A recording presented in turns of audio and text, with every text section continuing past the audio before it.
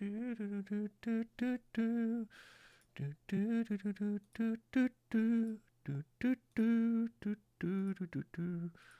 I the only person here? I think I am. I think I'm the only person here. No one's here right now. I don't even know why I keep doing the Twitch thing. It's funny because, like, I don't think, like, Twitch even... I don't know how the algorithm on Twitch works, but I just keep it on just in case, like, somebody, you know, somebody finds it. But, yeah, I don't even know if anyone's listening right now. No one has checked in, SARS. No one has checked in. I don't know. Maybe I should do another day, not Sunday, perhaps. Perhaps Sunday's not that great of a day. I feel like people are slow to join. Sup, illustrious media. Good evening. Pooflinger reporting in. The SARS are dialing in. SAR, everyone's need to check in. I was just I mean, since you guys are here, since I have you, SARS, do you guys like when I stream on Sunday? Is this like a good time, or is there like a better time? Do you think more people are? I mean, I guess that's, you know. Yo, sup, Richard Call 10?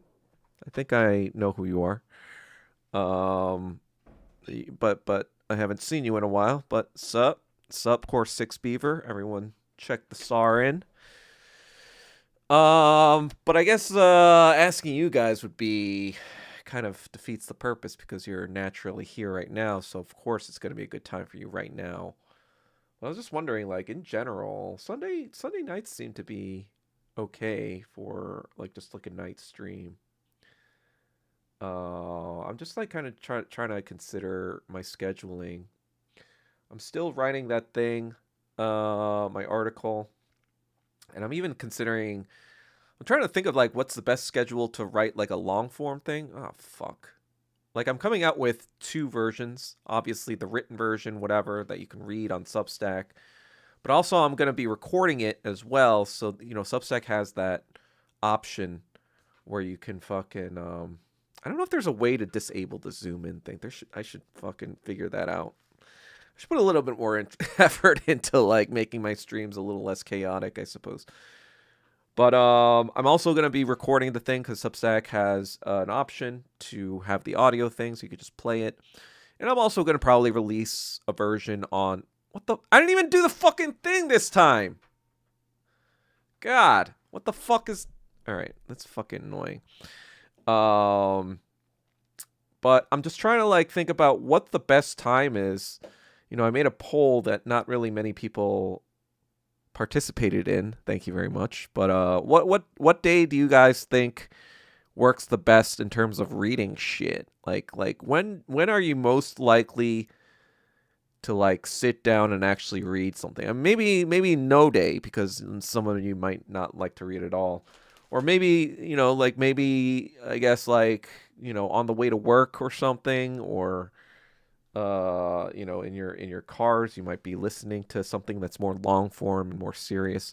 I know this is probably not for the commute type thing to listen to. I don't know. Maybe somebody does, or someone you might be listening right now and being like, wait, it is for me. Well, Uh, well, maybe let me know. I guess I don't know if I allow comment. Maybe I don't know. Maybe I disabled comments, but I don't really get comments on any of my my videos after I make them. I don't even know what's going on with that. If you like it the day after, then let me know about that too. I need some more data to like know. Yeah, I guess like part of this is me being a hypocrite because I joke that this is just for me and 500,000, 500 million years aliens from now. But I like to as I feel like I'm getting a little bit more traction online. I feel like all right, maybe I should put a little bit more effort into figuring out what people want. Okay, let's read some of the comments. Holy cow, checked in the SAR. D. Wallace also checked in. Oh yeah, I hear the snow is pretty fucking crazy. I mean, I already kind of knew it was going to be crazy, but video glitching a bit. Yeah, I mean, like, that's why I'm just kind of like, should I just do YouTube instead of Twitch altogether? I don't know if that affects the buffering. I mean, I may just have to once I move to New York, I might revamp a lot of things as well. Like, obviously, I'll be on the East Coast. So I might even like start these streams a lot earlier because, I'll naturally be on the East Coast. I don't know how you West Coasters feel about that, but it would probably be more like, 7:30 Eastern time, which would be 4:30 here.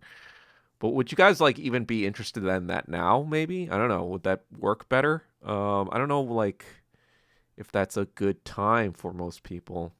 But at least on Sundays, maybe I'll do like a late night stream on Thursdays, so like the West Coasters can get done with work and kind of join whatever, and that'll be like 6, instead of 6:30, 6:09, a little bit earlier, but like not too early.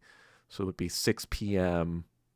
here on Thursdays, and then like 7:30 and 4:30 on Sundays. I'm just trying to play around with some scheduling to get more SARs involved. Getting. Yeah, David Tay, I noticed that's useless participation. You can't just vote everything. That gives me no preferential. Like I want to know preferentially.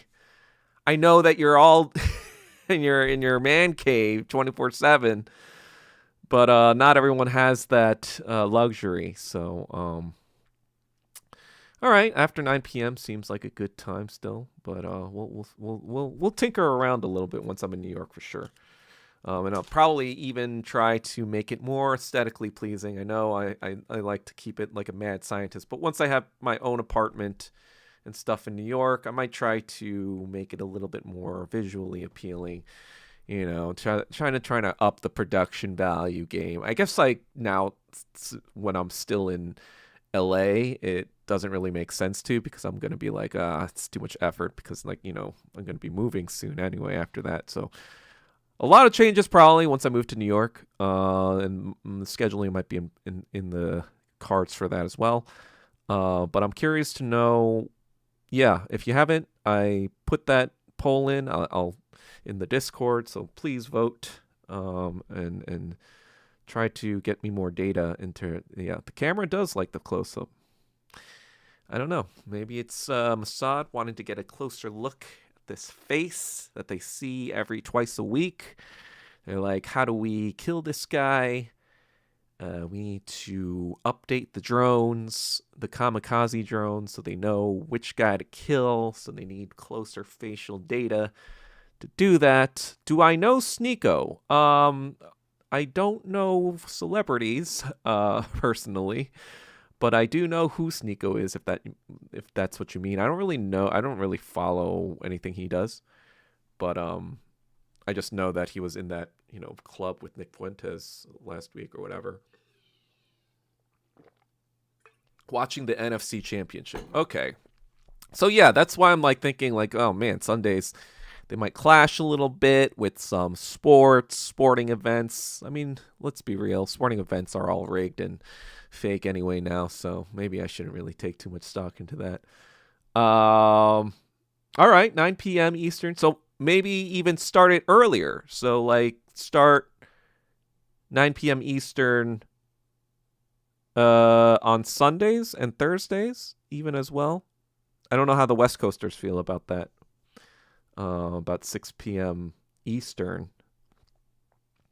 I'm kind of ADD, but I can put in the effort to re-listen if I could stop fucking around. Well, I mean, at the gym, wherever you guys are, when you guys have free ear time, I try to make it.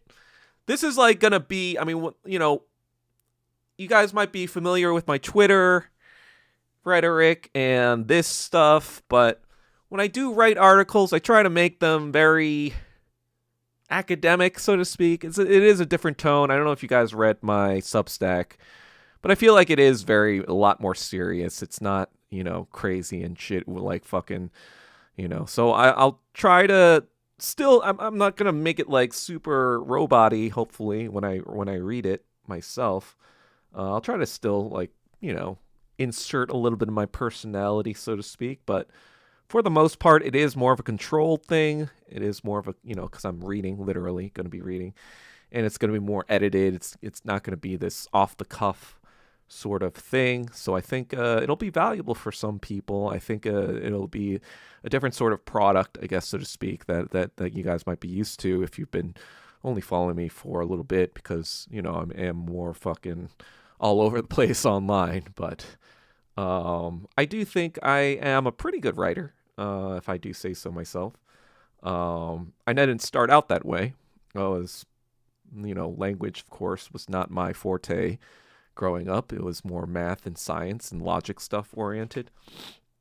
And even public speaking, that was kind of like a thing I had to grow into, not only in college, but I had acting classes for that. So, and, all sorts of experiences on stage. And so, it's not, I'm not like a natural linguist, so to speak, but I think over the years, due to my experiences, I've kind of matured into that kind of thing, found my voice, so to speak. And so, I have a lot of different voices, I suppose. So hopefully, yes, exactly. I'm not suicidal.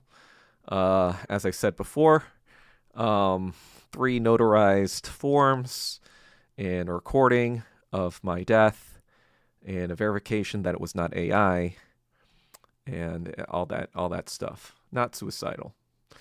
Let's see. I'm kind of ADD, but I can. Oh yeah, you're right. I wrote that. Commute is short, like 10 minutes tops. Okay, well, yeah, I've been writing this right now. The article is called. What is the article called? How many words is this so far? It's not even like fucking. God, what's the word count? Is there a word count? I mean, it's not super. The reason I've been so fucking slow on this is because, I'm starting to now get out of this, but I was in a pretty bad, past couple of weeks with the stomach issues and the weed issues with that and all this other stuff. I'm starting to like regain my mojo again. So hopefully I'll be working a lot harder on this stuff. But this is obviously going to be this. I think it's going to be longer than 10 minutes, I think. I think my articles are going to be longer than 10 minutes. I'm not 100% sure. Let me see. Let's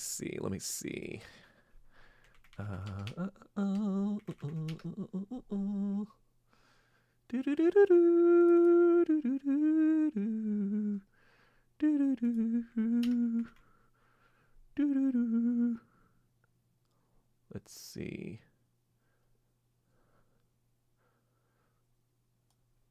Yo, David, can you show them the by the way, while they're waiting, can you show them the the the Instagram account we found?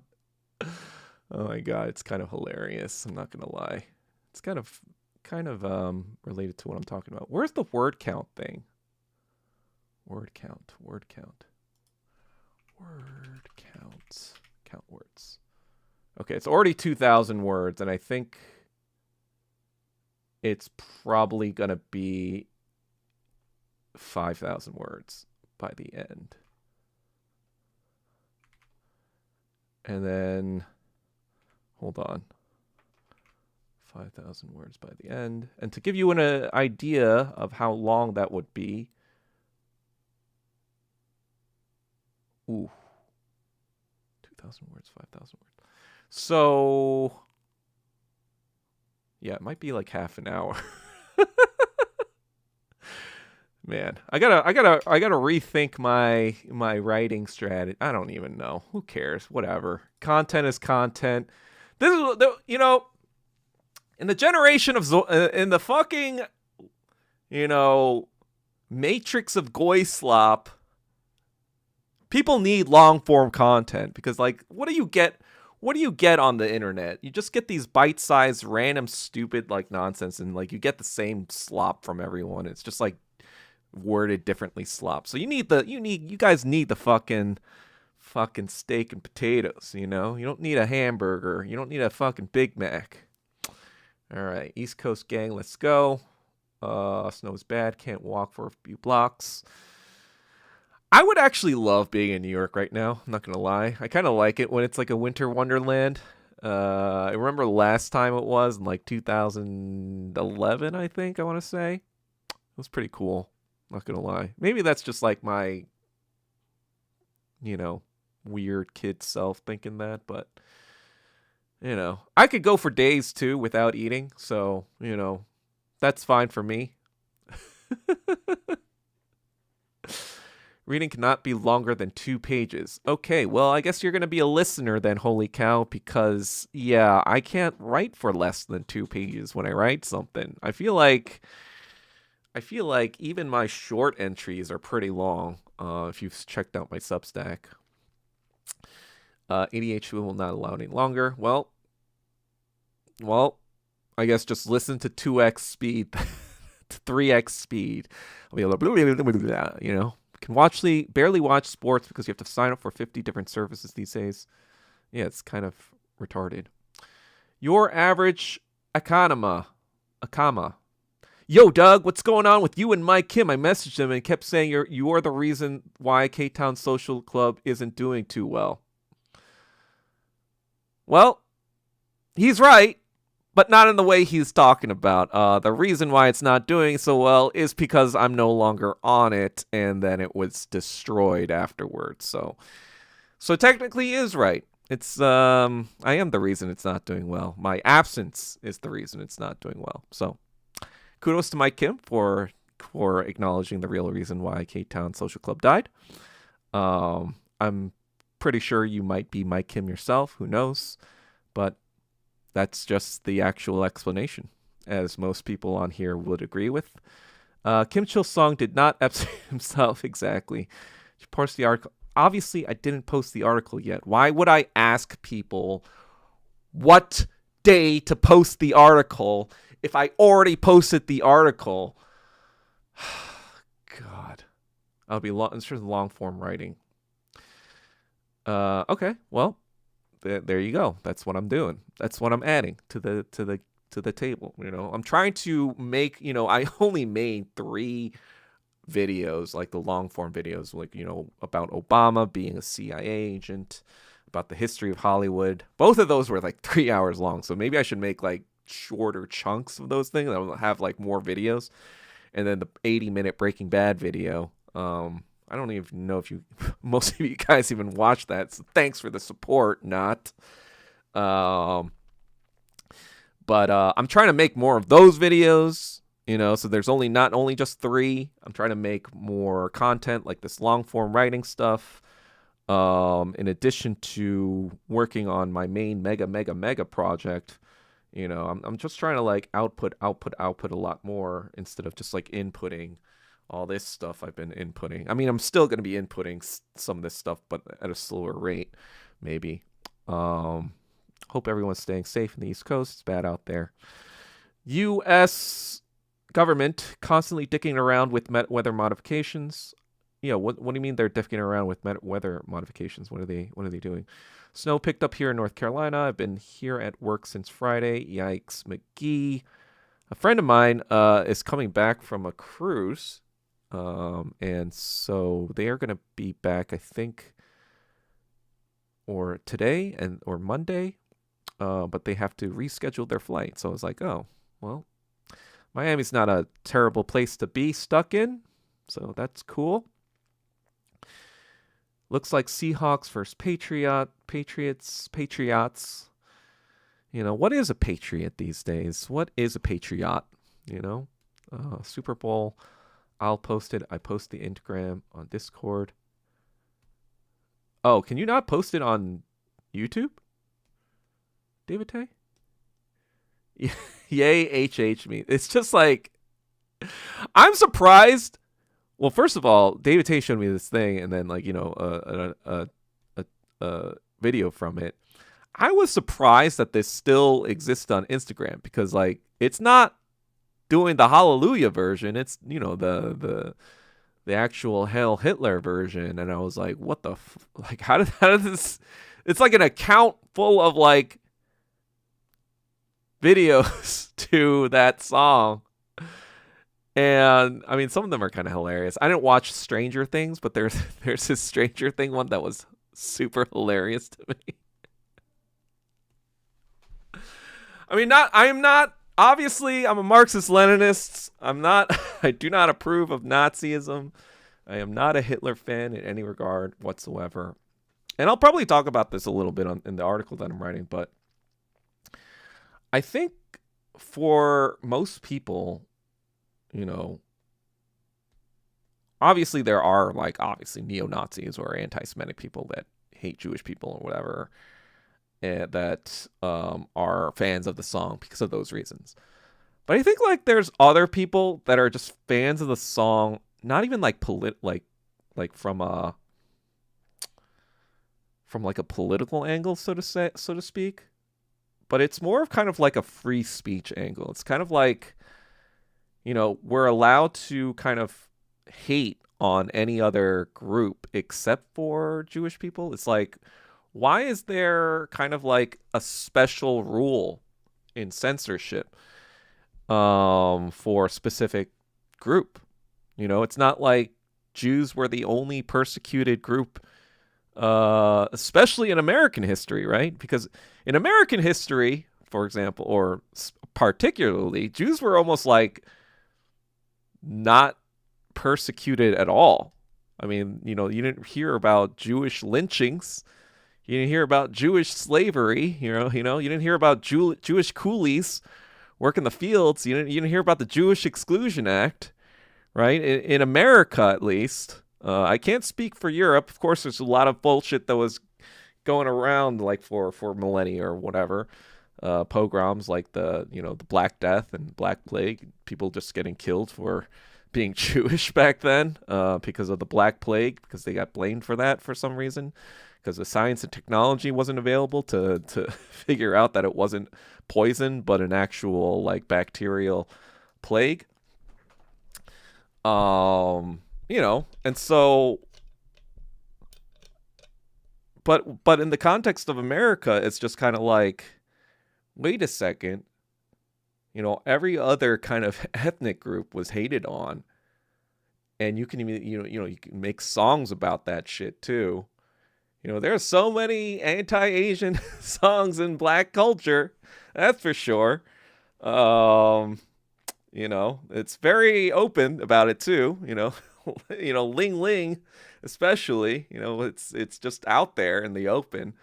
But you have one song that's just kind of like talking about something that happened 8,000 miles ago, or 80 years ago, 8,000 miles ago, 8,000 miles away, not even in this country.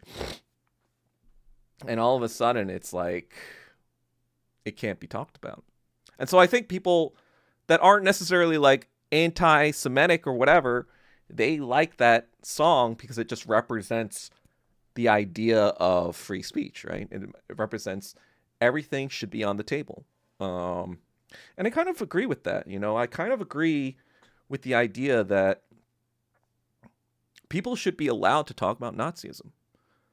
I think that censoring Nazism actually has, the Streisand effect of making people think, oh, if they're if they're censoring it, there must be some truth to it.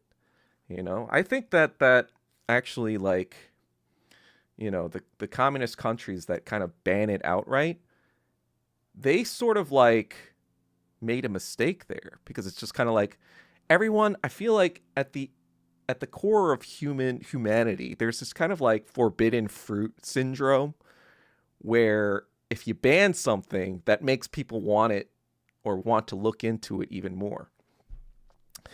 And so, I think that Zionists and imperialists knew that was going to happen too, right? I think they depend on Nazism. They depend on anti-Semitism to, it's like this like self-eating or self-perpetuating, like, that game, like, I don't know if this is the right analogy, but that game Snake, where you just like, you just keep growing.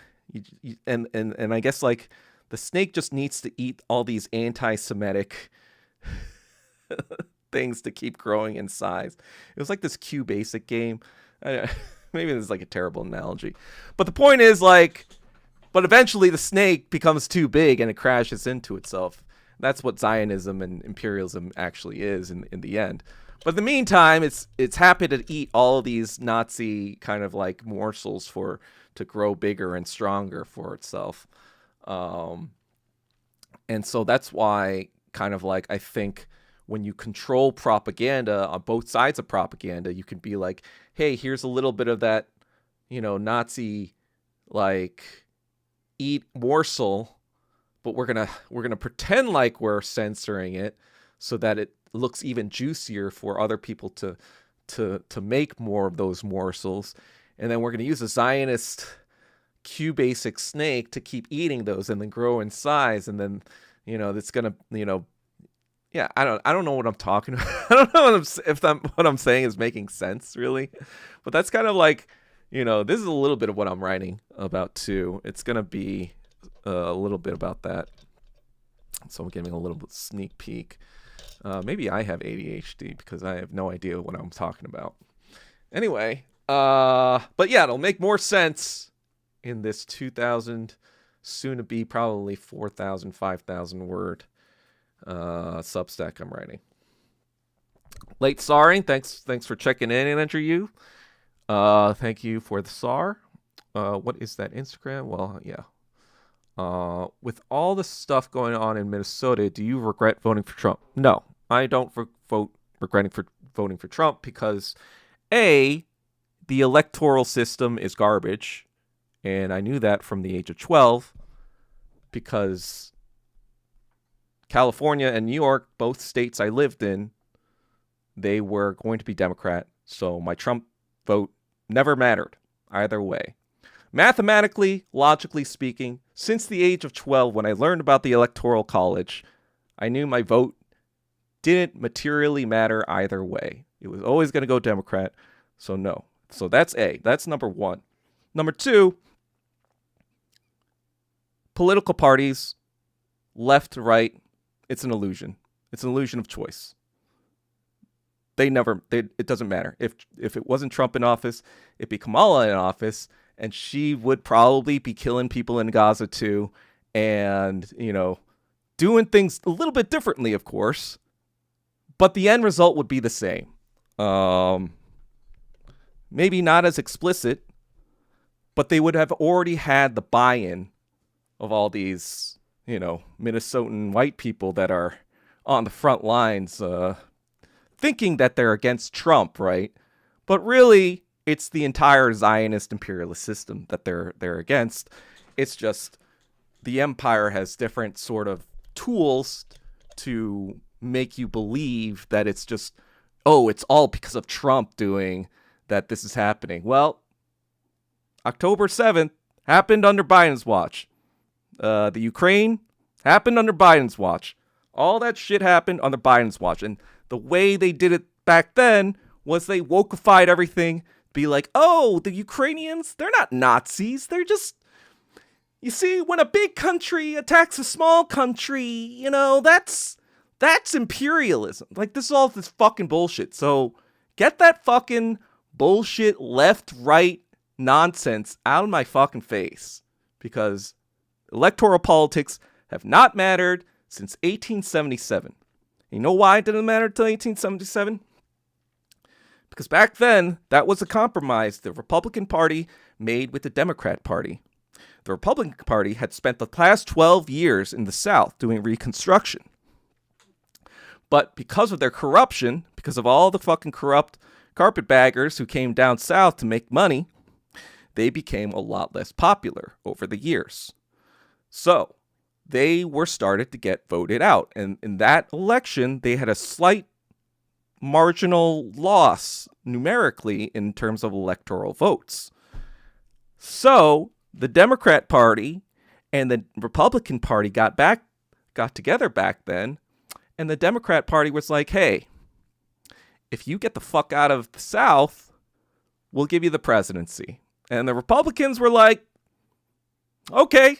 So Reconstruction ended, and Jim Crow started, and all this fucking lynching and anti-black violence started just because the Republicans wanted to win the presidency and, continue being corrupt with all this fucking Tammany Hall bullshit and pretend to be the progressive party of Lincoln.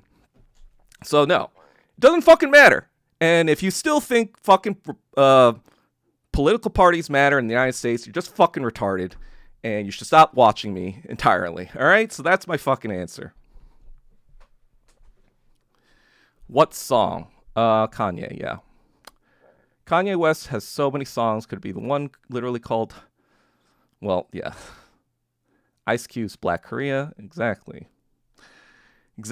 There ain't no fucking, nobody, everyone's a fucking sellout in America. The Democrat Party is not fucking progressive. They were, first of all, they were the ones that were protecting slavery 150 years ago. They were the ones that were fighting for it.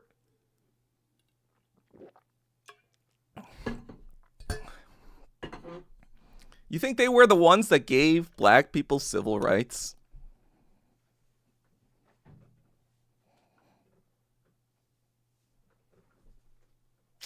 Yeah. Sure. Anyway. Chinese TikTok ironically has a lot of Hitler content. Well, I think, wait, is that true though? I feel like Chinese,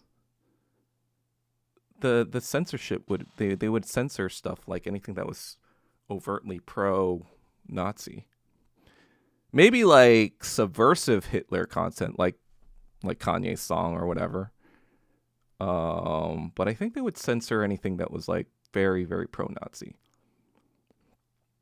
I read the most lynchings in one day in history was actually Chinese working in LA in the 1870s. I think that's true. Hold on a second.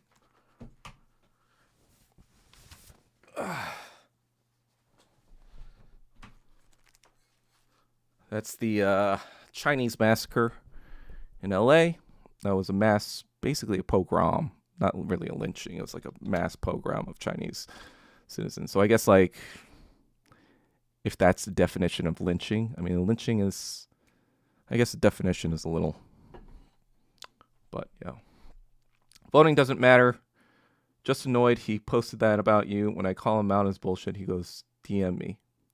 Wait, so then when you said DM you, what did he say?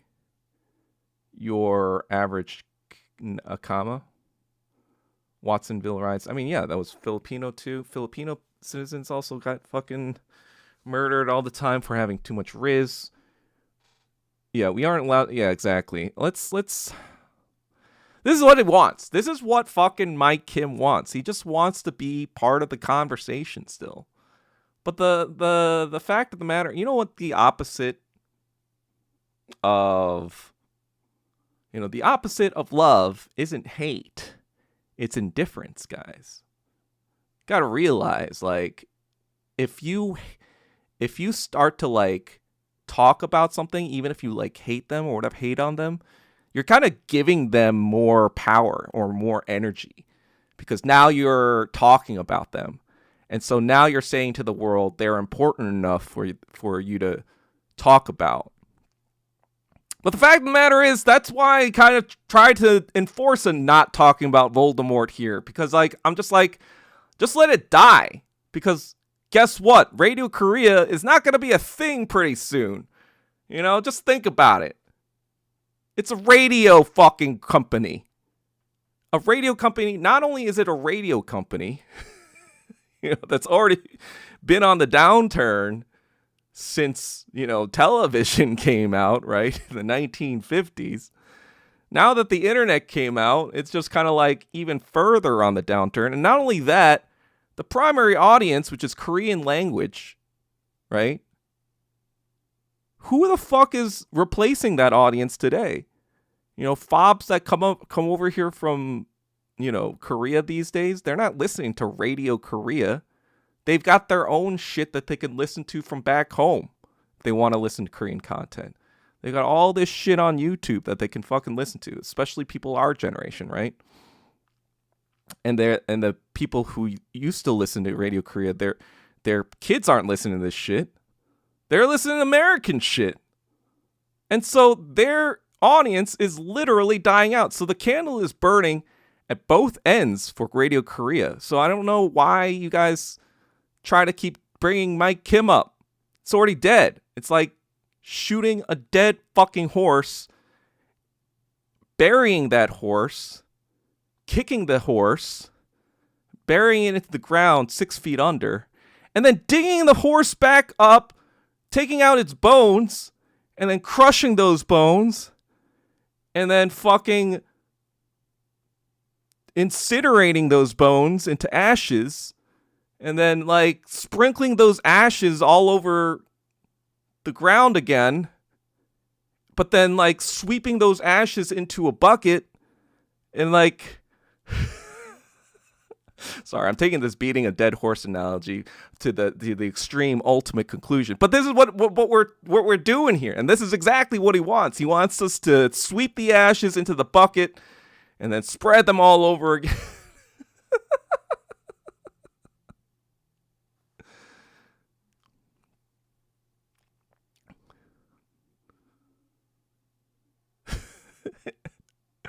Okay, that's kind of funny. Okay, that's actually kind of funny. No, I will allow this actually because this is kind of funny intel.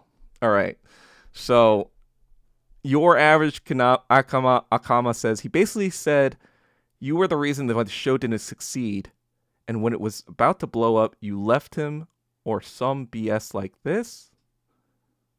He's 100% afraid to talk about because he will get sued.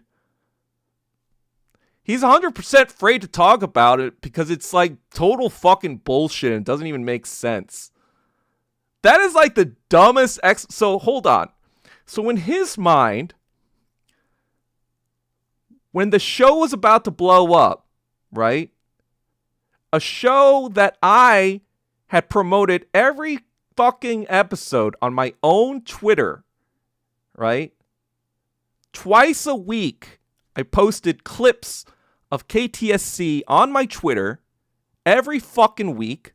A show that I would go to, you know, even though I didn't have a fucking car, that I would take a bus to every fucking week, right? I would do this every fucking week, you know, with no fucking thanks whatsoever. You know, a small stipend, I guess, for it wasn't much, guys. I wasn't getting paid much. Let's be careful. I don't know if I'm allowed to say that, but I mean, I'm allowed to say that I probably wasn't paid much. You know, you can guess. Not only that, I go on the fucking the fucking dating show, even though I didn't want to do that shit. I give them the most views for that, right? I'm promoting K-Town fucking, or Radio Korea every fucking moment I can in 2024, right? Somehow in his mind, right when it's about to blow up, I just say fuck it and leave. And that's why, is that what he said? Is that the logic? And then not only that, I leave and then, you know, talk all this shit about Mike Kim to destroy the show. It's like, why, what what world does that logically make sense?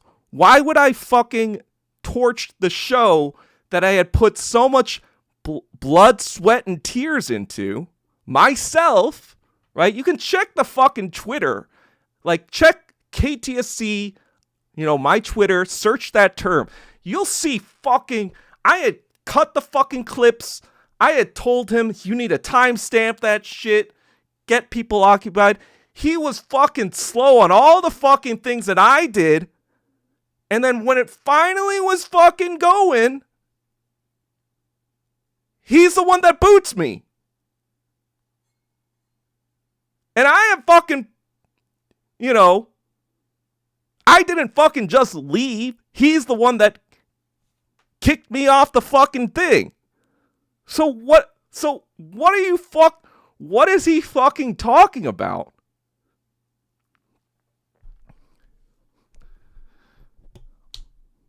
Why don't you make a video about why you are not KTSC? Carrie, this is what I'm talking about. This is why I feel like I've already, if you watch the first episode, I'm going to put the link to the first episode I even did. This is basically, my kind of like explanation of what happened. I already made an explanation. That's the thing. Like when I started these lives, my first ever thing was talking about this shit. Wait, was it? Knew that it would fuck. All right, so then if you guys really want to know the whole story, this is the whole story, I think. Just watch that whole thing. I think I cover pretty much everything. But if you have questions after that, then ask me. But I really don't want to make another video about this because it's just like not worth my time. That's the thing. Like I've already talked about this. And like me talking about it now makes me like give it more importance than I even want to. It's just like, oh God. But I'm just so annoyed. It's just like, in what world does that even logically make sense? Like why? Like you guys see what I've done on Twitter, right? When I joined KTSC in April of 2024, I think, it was a non-existent show pretty much by then. They had done like some stuff over the pandemic or whatever, but it really wasn't a thing. And then when it started with me, Ed, Mike Wan, and Mike Kim, I think it had like a few hundred followers at most. And in 8 months before he kicked me off the first time, we had gotten to 4,000 followers. And I thought, for me, that was pretty respectable to take this random talk show from like a few hundred followers to 4,000. I thought, like, okay, we're doing stuff. And then he thinks it was all his doing. It was all his programming, genius, whatever.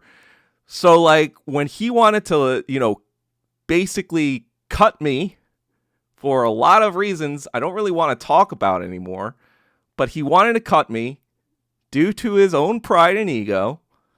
And the show kind of immediately kind of start to suck. And then a few months later,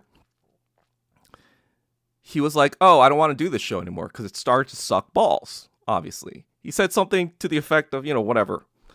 And then he was like saying to Ed, hey, do you want to do this show? You want to be the host of this show? And then Ed didn't really want to do it either, but he was just kind of like, I'll do it if I can bring back Doug. And so he brought back me. And my condition was, sure, I'll do it, but I don't want to see Mike Kim. I don't want to talk to Mike Kim. I don't want to like be anywhere near Mike Kim. So that's my fucking stipulation for coming back. So he did it for another month. And for other reasons I won't really get into, he kicked me off a second time. And so that happened in April last year, 2025. And then soon after, a couple months later, I decided, hey, why don't I make my own fucking stream? And that's where the first stream I just posted, that's the explanation of all that. So if you guys want to see what happened, that's what happened. And if you guys have any more questions, just ask me next time, all right? But I feel like I've already covered this, and I don't want to cover it again. The fact that he just disappeared, people are just speculating for no reason. What do you mean the fact that he's just disappeared people? That he disappeared people? I mean, look, you don't even have to take my account into it. Like, think of the revolving door of people who came and left, right? Mike Wan, he came and left. You know, Young Kim, he came and left. You know, Ed's no longer there, obviously. Like, you know, the other guy, David Kim, he was there for like a couple months and he left.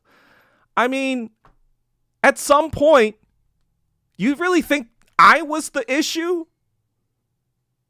Like, do I have to fucking explain myself? The proof is in the fucking pudding, guys. Like, do you think I owe you guys an explanation after all that? And I already gave you guys an explanation. You could watch the first live I made in June. Okay? Ugh. I mean, I don't know. He thinks you're just a hater because the show's about to blow up and you just left. First of all, I didn't leave. I was kicked off both times.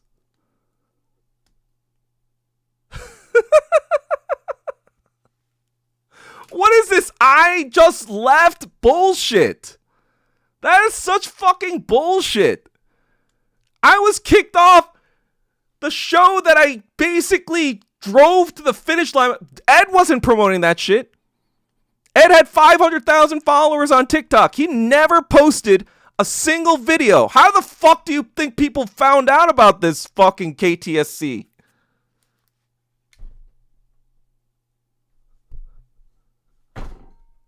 Like, I don't have that many followers on Twitter. I only have 6,000 followers on Twitter, but still, I tried to like push it as much as possible, get all these fucking clips out every fucking week. Who do you think was actually fucking responsible for the fucking show being, you know, even the moderate amount of success that it had?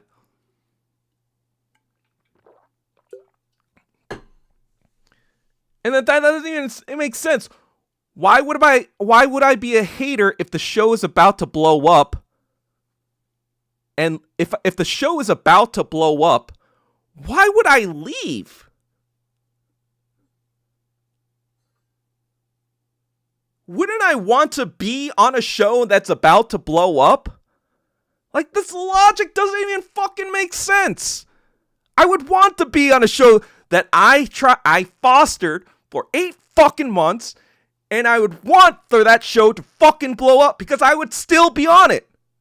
Why would I leave a show that's about to fucking blow up and just to hate on it? It's like, what is he talking about? Doug Ellie with no card is wild.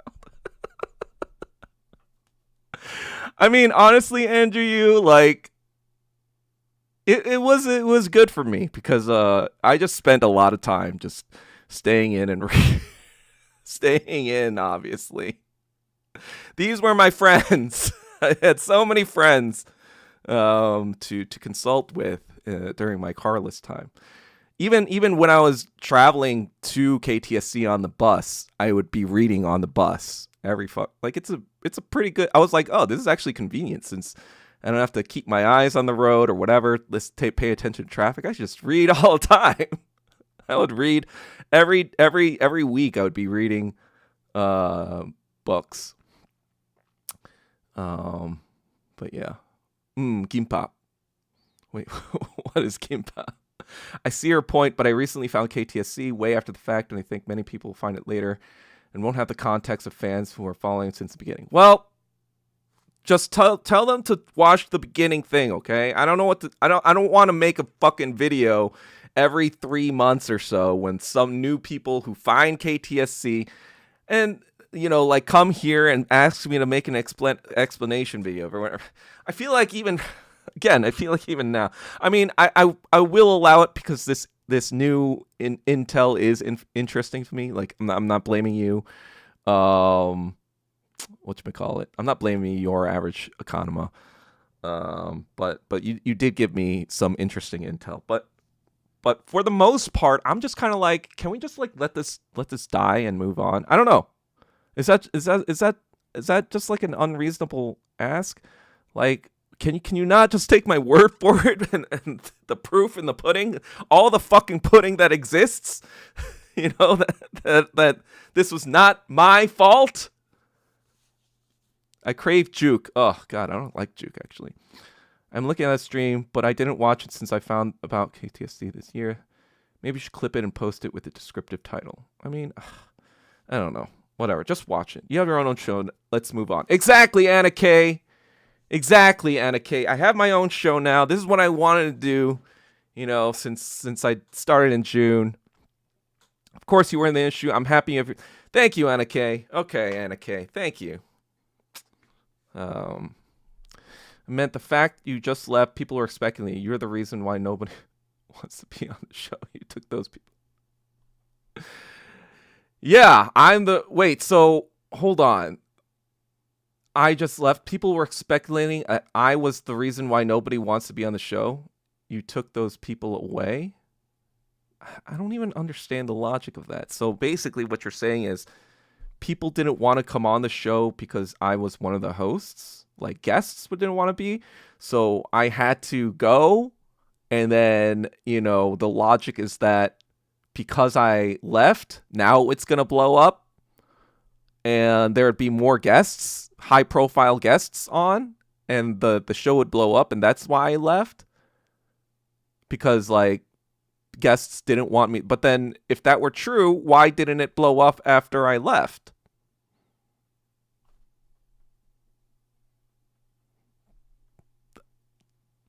Why weren't all these high profile guests just lining up after I left? Be like, oh, now that Doug's not on the show, let me come on to the show and make this, it wasn't like Mr. Ryan Yu got a lot of views. It wasn't like Zhang Yu got and his mukbang got the channel any views either. But that's an interesting theory. That's an interesting, when you're delusional, and I suppose you can come up with interesting theories in your mind. Why was Ed ashamed of KTSC? Okay, I guess this is the stream where I answer all your questions about KT. This is the last time I'm addressing KTSC. So get all your fucking questions out today, right now, okay? And I will try to answer them as long as it's not whatever. So here's your chance, David Tay, or whoever you've been, whatever. Just ask the question. I'll try to answer these questions. Ed ashamed of KTSC? Is that why he never advertised it? Lol. I don't know if he was ashamed of KTSC. I can't speak for him on that specifically. My guess is that KTSC was a little bit more risque than most of his other more lib-friendly content. And so, he is an influencer, and, that is kind of like how he makes most of his bread these days, I think. But my guess would be like, you don't want that to potentially like affect your bread and butter. And anything controversial, especially if you have 500 whatever thousand followers, can kind of be like, hey, wait, you're on you're on this podcast with this crazy anti-black Korean dude who supports the rooftop Korean, I'm sure like he was afraid that sort of association with a crazy person like me might ruin, some of his bread. So I get it, whatever, but that would be my guess. I don't know if he was like ashamed of it. He might have been in the later part when I wasn't there anymore because he's ashamed to be with a bunch of retards.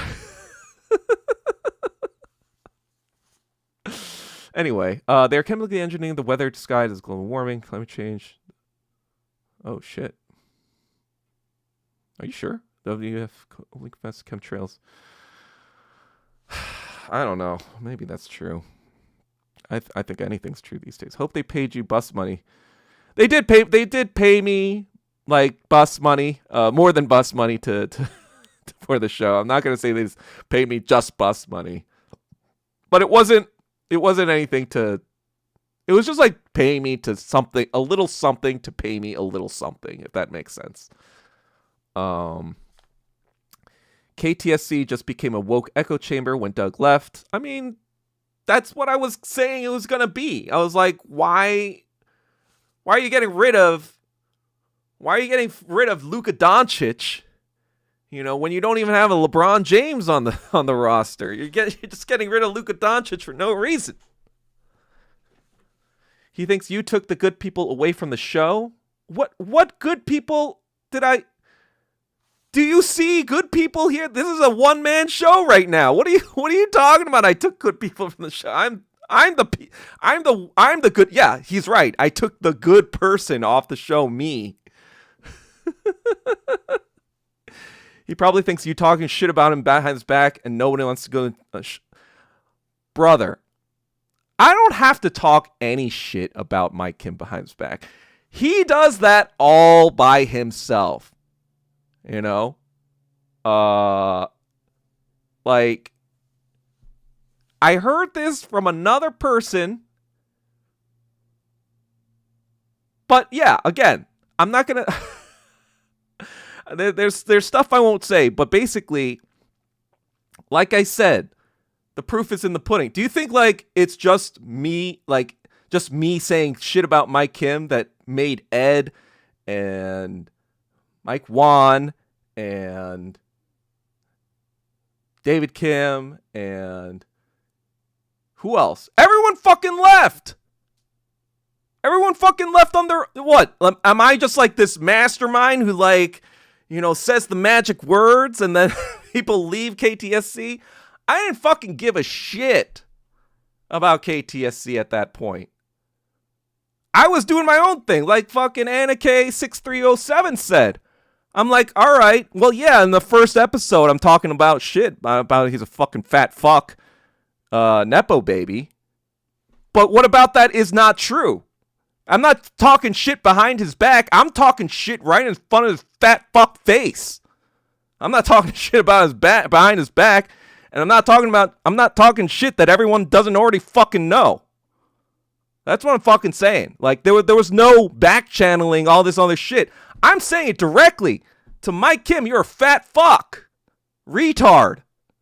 There is no, I'm saying shit behind your back. I'm saying right in front of you, buddy.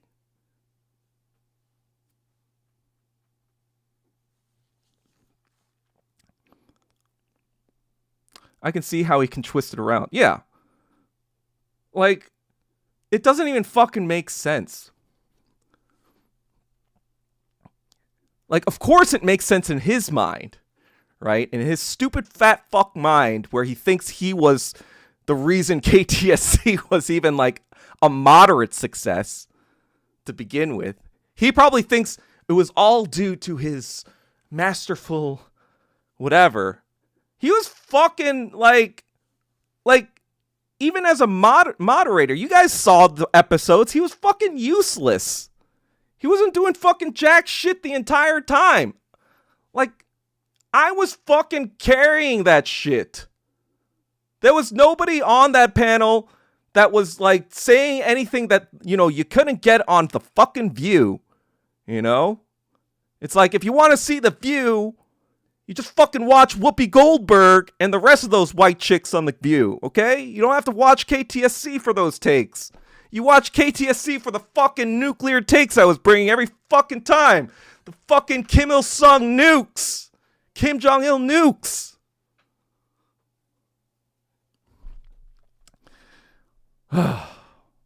Hank Q.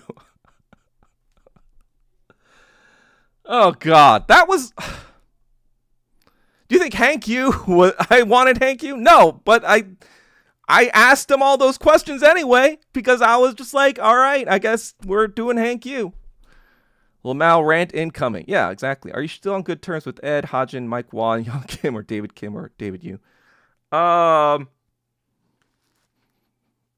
don't know David Yu. Who's David Yu? Oh, so Hajin, I didn't really get to know that well anyway. I mean, I was only on the thing with her for like 2-3 weeks.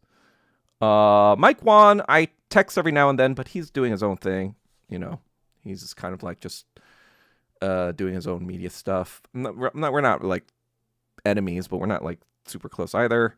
Young Kim, we're kind of buddy. I've never gone to his restaurant yet, but I was planning on doing it, but I don't know, I never got the time to really go down there. It's all the way down in Englewood, but we're on pretty good terms. And Ed, we're on pretty good terms. David Kim as well. David Yu, I don't really know that well. And yeah, I don't really know that well. So I was never on really great terms with him or bad terms with him. So neither way.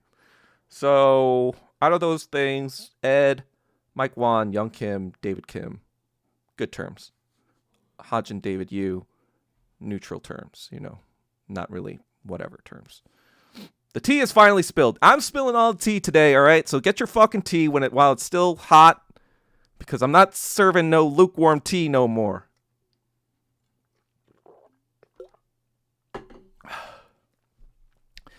Ed needs to get paid by the left. That's why he doesn't want to hurt his image, exactly. Plus, he needs to make sure people know about his issue with it.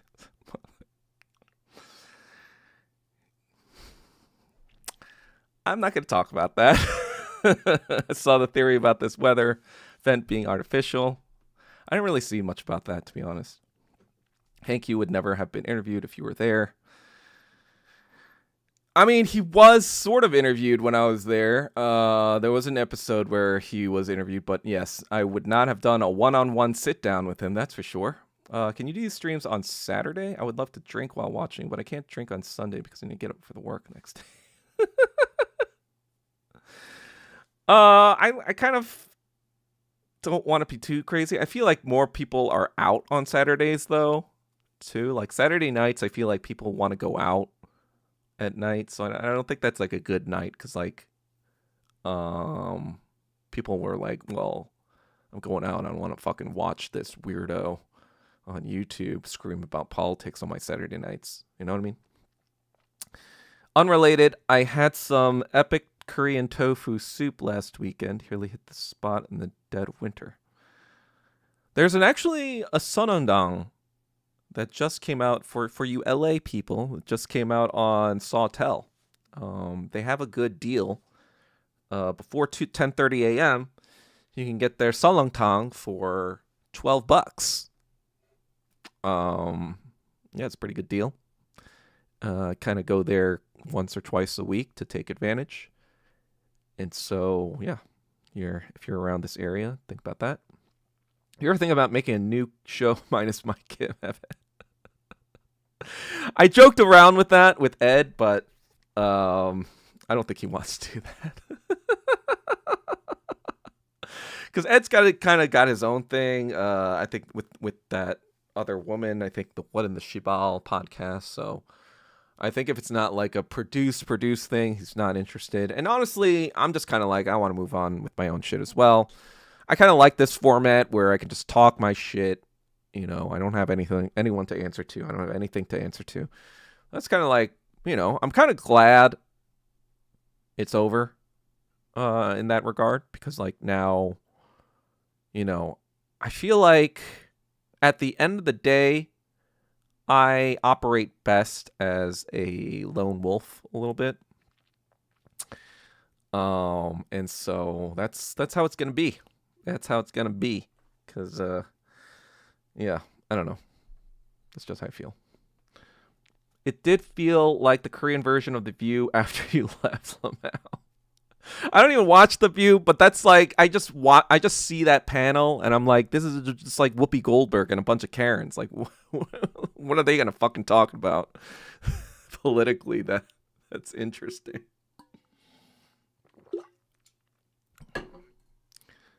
Um, you got to hand it to Mike Kim for the in-person Hank Q interview. That was hysterical. I mean, it's like, what is the point of that interview? Like, like, yeah, I guess you're trying to take advantage of, um, the Johnny Somali kind of like controversy or whatever, blah blah blah. But at the end of the day, it's just kind of like, what do we what is interesting about this guy Hank Yu that isn't related to fucking Johnny Somali? Like the first time we had him on KTSC, we got all the weird shit, the fucking, I don't I don't know if you guys haven't seen that one, but he said a lot of weird shit in that one. So I don't really understand what like the content value other than I guess like shock or laughs or whatever. There was no political value to that show. And that's the fucking crux of what I was annoyed about like the entire situation. Because we had built that show as a basically a political commentary show for ostensibly Korean Americans or Korean people to be like, this is a space where it's separate from any sort of like, westernized voices.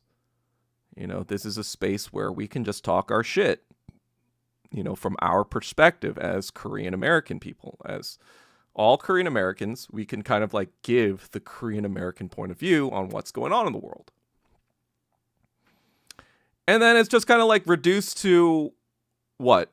A fucking show for clickbait, like laughs, because this guy is, trying to milk his 15 minutes of fame because he like, was this henchman of this fucking nuisance streamer. Like what is the point of that?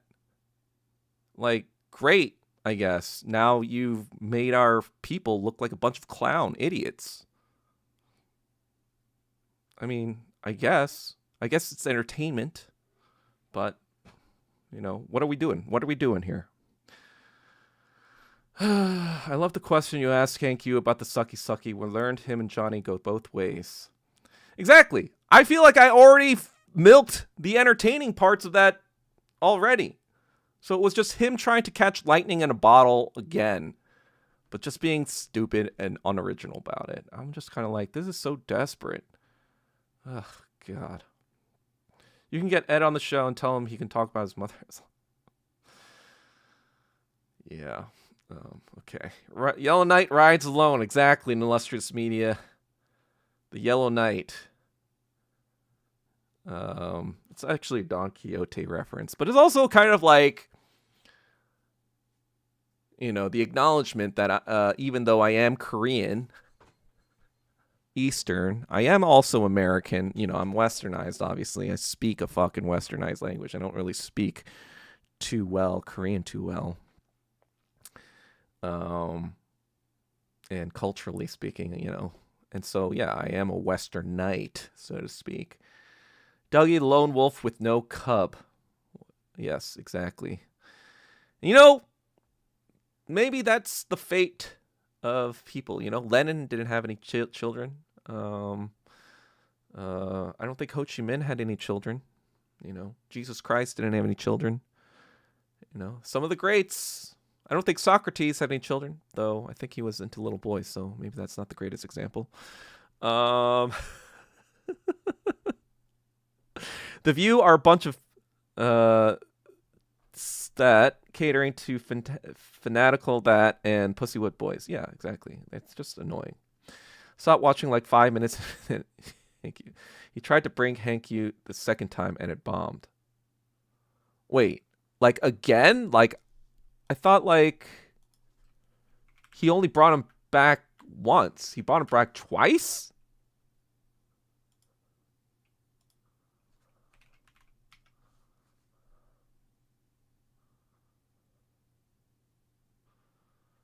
Oh, God. Anyway. God, see, we had first we had a Johnny Somali Hank U episode, where we talked about it. Then we had Hank U episode, the one you guys are talking about, where I interviewed him about the weird shit. And then before that, we had an episode titled Hank U to appear on KTSC. So we teased it. So it's 3 episodes that now have Hank U in the title. Okay. And then now we had a 4th one where, that was the one where he did no, we did before that one. We had a 4th one saying Hank U Aftermath. So we had a first episode talking about Johnny Somali and Hank U. Then we had a preview talking about before, not the whole episode, but I'm sure like 10 minutes or so, where we previewed Hank U coming on KTSC. Then we had Hank U come on KTSC. Then we have an aftermath episode about Hank U. And then we had the Hank U Files, where he made a fucking interview with Hank U one-on-one. And I'm like, God, this is just like, this is what I'm saying. Like, he just doesn't understand what social media actually is. It's just like, anyway, after the first interview, I was like, no, Hank U. No, Hank, I get it. Ed borked that Arthur Quan Lee interview. I sort of agree with that. I'm like, all right, let's just let this guy speak so I can. I was already ready. I was already ready. If ever Arthur Quan Lee chose the wrong Korean podcast to go on, it was that one. Because guess who knows more about Hitler than any other Korean on earth? Guess who knows more about Germany and Hitler more than any fucking Korean on earth? Like, I could have fucking picked apart every single point, methodically, mechanically, everything. It's clear that he was like Arthur Quan Lee is like a Nietzsche, like whatever. And I was like, all right, well, in the genealogy of morals, Nietzsche says blah, blah, blah, blah, blah, blah, and beyond good and evil, he says this, and the will to power, he says that, blah, blah, blah. You could have just like fucking excised the demon. We have exorcised the demons, but no. Ed just had to Ed, and I was like, all right, well, I guess that's the end of that. Anyway, what is happening to Johnny Somali these days? I don't know. I think he's still in jail. I think he's in big trouble. Which is good. Johnny Somali is not in jail. He's roaming around Korea. Wait, what? How do you know, Asian movement? Korea's making him suffer by paying for everything himself while waiting for trial. Wait, so he's in Korea, but he's got to kind of like hide, right? I don't know. Or is he okay? Who knows? I don't really care. I mean, it's just like, all right, that was like, yes, it was like a fucking, again, it was like a 15 minutes of fame thing. So I don't know. All right. Any other questions about KTSC? Like ask them now or forever hold your peace. You know what I'm saying?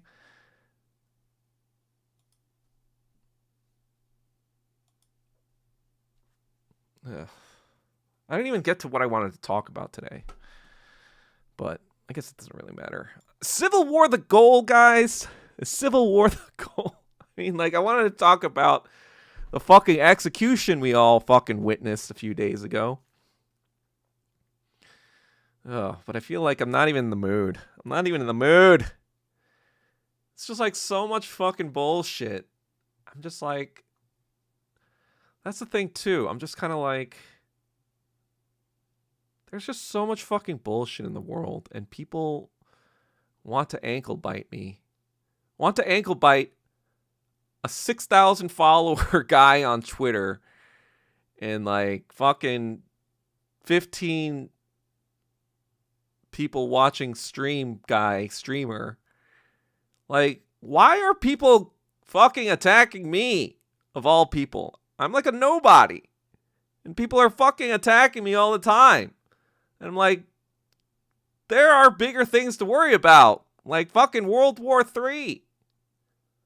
But no, you gotta make this video about me like ruining KTSC in your imagination or some shit. Because like I was talking behind your back. No, I'm talking my shit out loud. What am I saying that's behind your back? There's nothing. What did I say that's a lie that's behind your back? What could I even possibly say that would be a lie, that would be untrue? Like, why, if I was just saying lies and shit behind your back, why would they all just believe me? They'd just be like, oh yeah, that makes sense. Doug is right and is just lying, but I'm going to believe these lies for no reason at all. I'm just like this skilled liar, I guess. I'm very skilled at lying. Once I left the ATSC, it was just like, I didn't even talk to Ed after that for like a good few months. Not because like I fell out or anything. It was just like nothing to talk about. I didn't talk to fucking what's her face? The other one, Hajin. I mean, I never talked to her really. And at that point, David Kim had already left on his own. Apparently because he had his own drama with some other person. Won't get into that, but it's like, that's the thing, guys. That's the thing. It's just kind of like I said last stream, I have so many fucking enemies.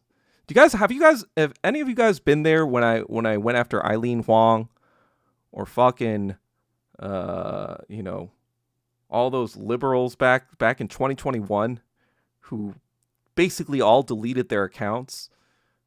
Commie X Mommy. I mean, like, there are so many people who hate me online. And that's the thing. Like, people like Mike Kim think that they're the main character or they're the main character enemy in my story. And I'm like, I don't even have the time to do whatever you think I'm doing.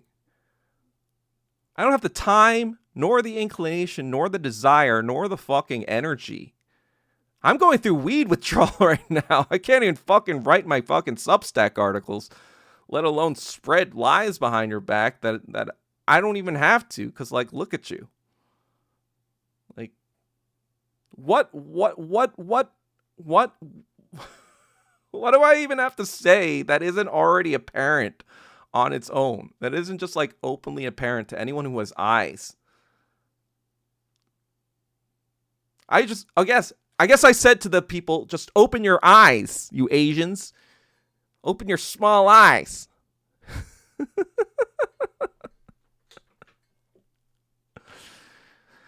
Anyway, do I have a TikTok account? Yeah, it's I don't really use it that much. I'm thinking like actually getting rid of it because like I think it's Yellow Knight Pod.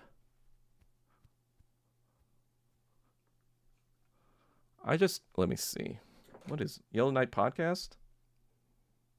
Let's see. I thought my cyst was done draining. Oh god. Yeah, the Yellow Knight Pod. I guess I'll put in the Yellow Knight Podcast.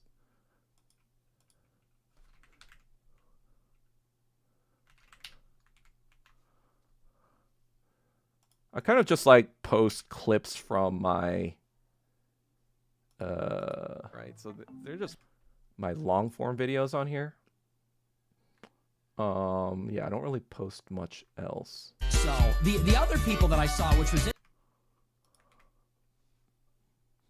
but yeah, most of the content is gonna be on YouTube, so just mostly follow that.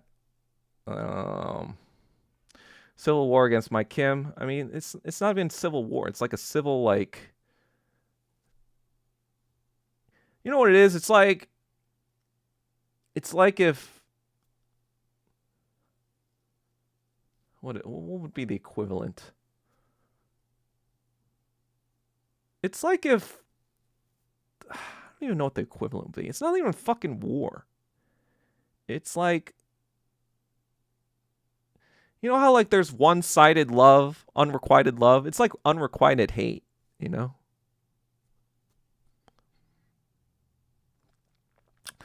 Yeah, the Minnesota shit is crazy. It's really sad about that guy. He's also part of the star people that you think they will twist around. I mean, they're already trying to. Like Homeland Security, the fucking accounts, they're like already saying like he was resisting and violently resisting. It's like everyone could see there was like the guy was pumped full of lead. He was on the ground. And there were like 10 shots after he was on the ground, at least. Like he was already like motionless, like probably dead already, and they just like kept shooting him. I was like, what is fucking going on here? This is like ridiculous. Minnesota might be ground zero for civil war. Noam Orr's conference saying the victim was, yeah, it's just fucking Zionist Nazis. I think the Viking will win the Super Bowl before they vote Republican. I don't. Oh, are the Vikings Minnesota? Minnesota? Palantir profits from ICE abductions. They Teal paying Trump bigly. Probably. Koreans love drama. Go over there. I don't YouTube with all the ads. I mean, I'm not gonna. What, you want me to stream on TikTok? I don't even know how that works.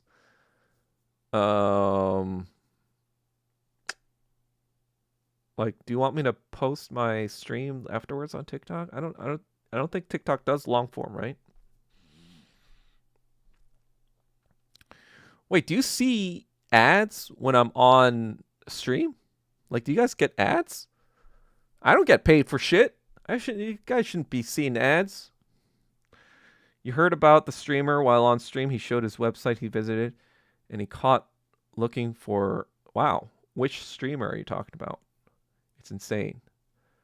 Asian movement, not all Koreans. Next Homeland Security be like, he was pedophile, lol. They shot him like 10 times. Oh, government is trying really hard to start a civil war. Also, that streamer killed his under. That was like 2 years ago, right? Or 3 years ago. That streamer. But yeah, that's the thing I wanted to talk about. Like, you know, before I was thinking, you know, like 6 years ago, I was like thinking, like, oh man, we might have like a civil war in America, you know. Even when the pandemic was going on, I was like, this could escalate. And now I'm thinking, are they treating that as like an eventuality, but now they want to trigger it themselves so they can control the narrative? That's what I think is going on. You know, just like kind of like this unnecessary sort of like escalation where it's almost like ICE is like daring people to retaliate. You know, it's kind of like, oh, this is what we can get away with. What are you going to do about it? You know, you try to resist, this is what's going to happen to you. What you going to do about it? You know, it's almost kind of like provoking a response at this point. And, you know, there might be some crazy dude.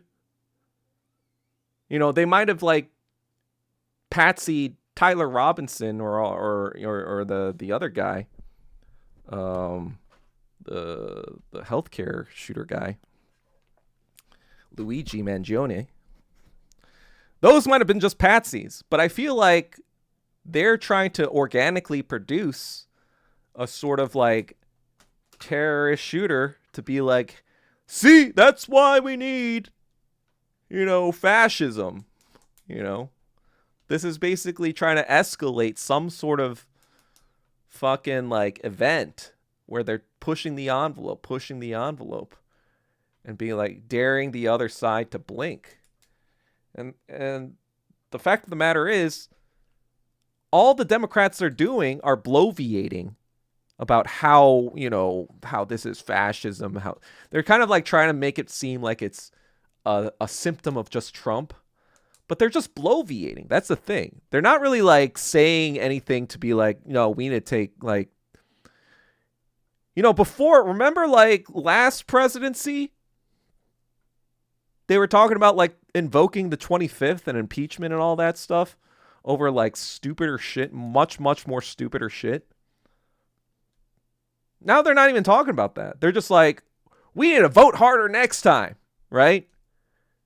They're not talking about like, we need to get this guy out of office. They're like, well, that sucks, guys. This is what you voted for. This is what MAGA is, etc., etc. And that's tough luck for you guys. But maybe in the midterms, y'all are gonna wisen up. Maybe in 2028, when we push retard Gavin Newsom, you're gonna figure out what's good for you. What's good for you. But they're not really doing anything materially other than that, right? They're just saying, oh, this is because you voted for Trump. Oh, well, this is anti-democracy, and that's what you get for voting for Trump. That's all this fucking bullshit that's going on with Democrats. They don't care.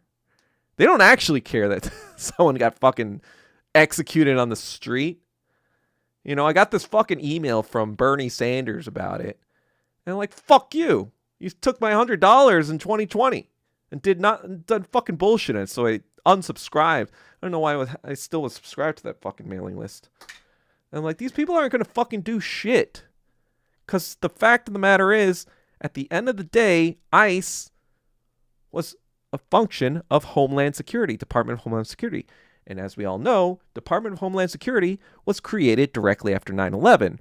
And depending on who you talk to, you can guess who was responsible for that event, It's all like, who does that all point to? Who are all these tactics mirroring right now? It's like, oh, you want to protest Palestinian stuff right now? Well, maybe if you get a little taste of that, you're not going to protest as hard anymore now, are you? Oh, and no one's going to come to save you. You're just going to get killed and murdered. So maybe you'll think twice about protesting. Maybe you'll think twice about protesting us. And then, a lot of rational people will think twice, right? A lot of people will be like, well, I don't know if I'm ready to fucking die, right? I don't know if I'm ready to. But then there are other people who would be like, oh, well, if they're just going to kill us, I've got nothing to lose, right? You got someone out there thinking like that. Most people, yes, most people are going to be like, you know what? I'm going to sit this one out. There's a huge snowstorm going. Maybe I just sip some hot chocolate, wait for the midterms, vote harder next time, and hope that the Democrats are going to save the day, save us from fascism. I'm just going to vote harder in the midterms and vote for a stupid, retarded Gavin Newsom, sit back and enjoy the hot chocolate and, call it a day. I did my part. I marched in 2020 BLM.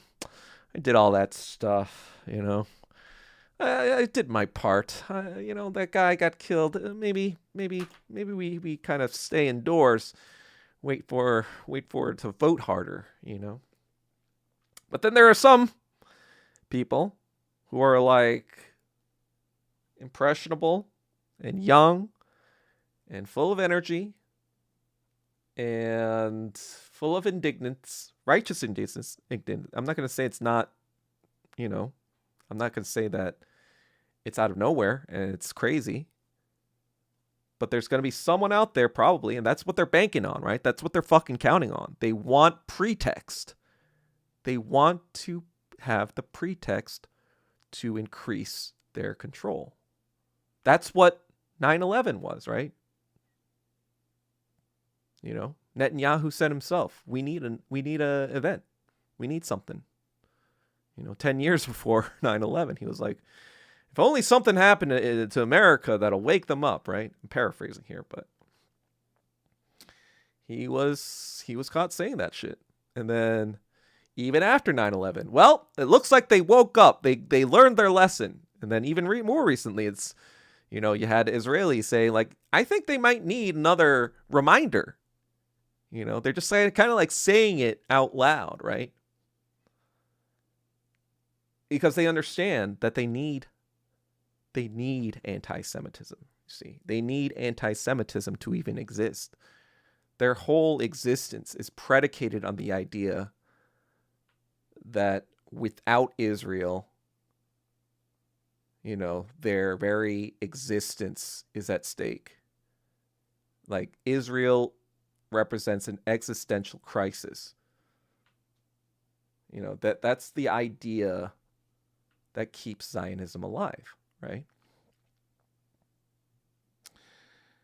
And so in this case, it's like, oh, wait, the Americans, they're kind of not liking this whole Gaza genocide stuff the way we want them to.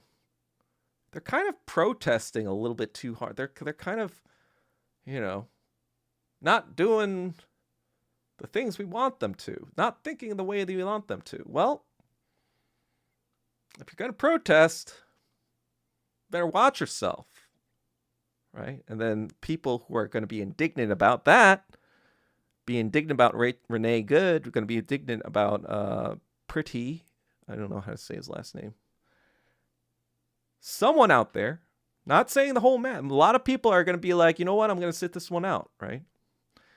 But someone out there, and again, CIA, if this happens, don't blame me. I know you're going to try to be like, oh, this guy instigated some whatever, blah, blah, blah. And, you know, like, you know, one of his 15 followers, you know, went out and did this.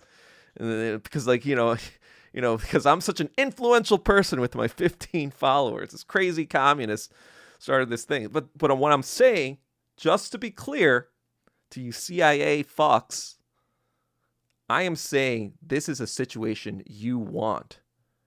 This is the pretext you guys are trying to engineer. I'm not trying to say go out and do this, all right? That's, again, I'm saying don't go out and do this because, like, I'm saying that's exactly what they fucking want.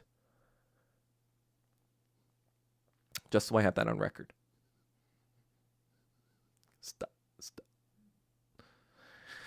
So, I don't know. It's just kind of like, I try to always analyze things, you know, obviously from a Marxist-Leninist lens, right?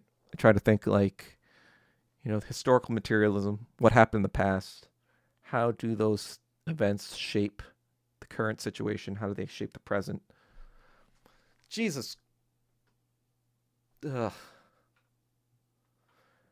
But I also kind of think to myself a lot of times, you know, and this kind of happens in a lot of strategy, a lot of war games, a lot of, like, you know, strategy games like StarCraft, for example, but poker as well, or even just fighting in general, right?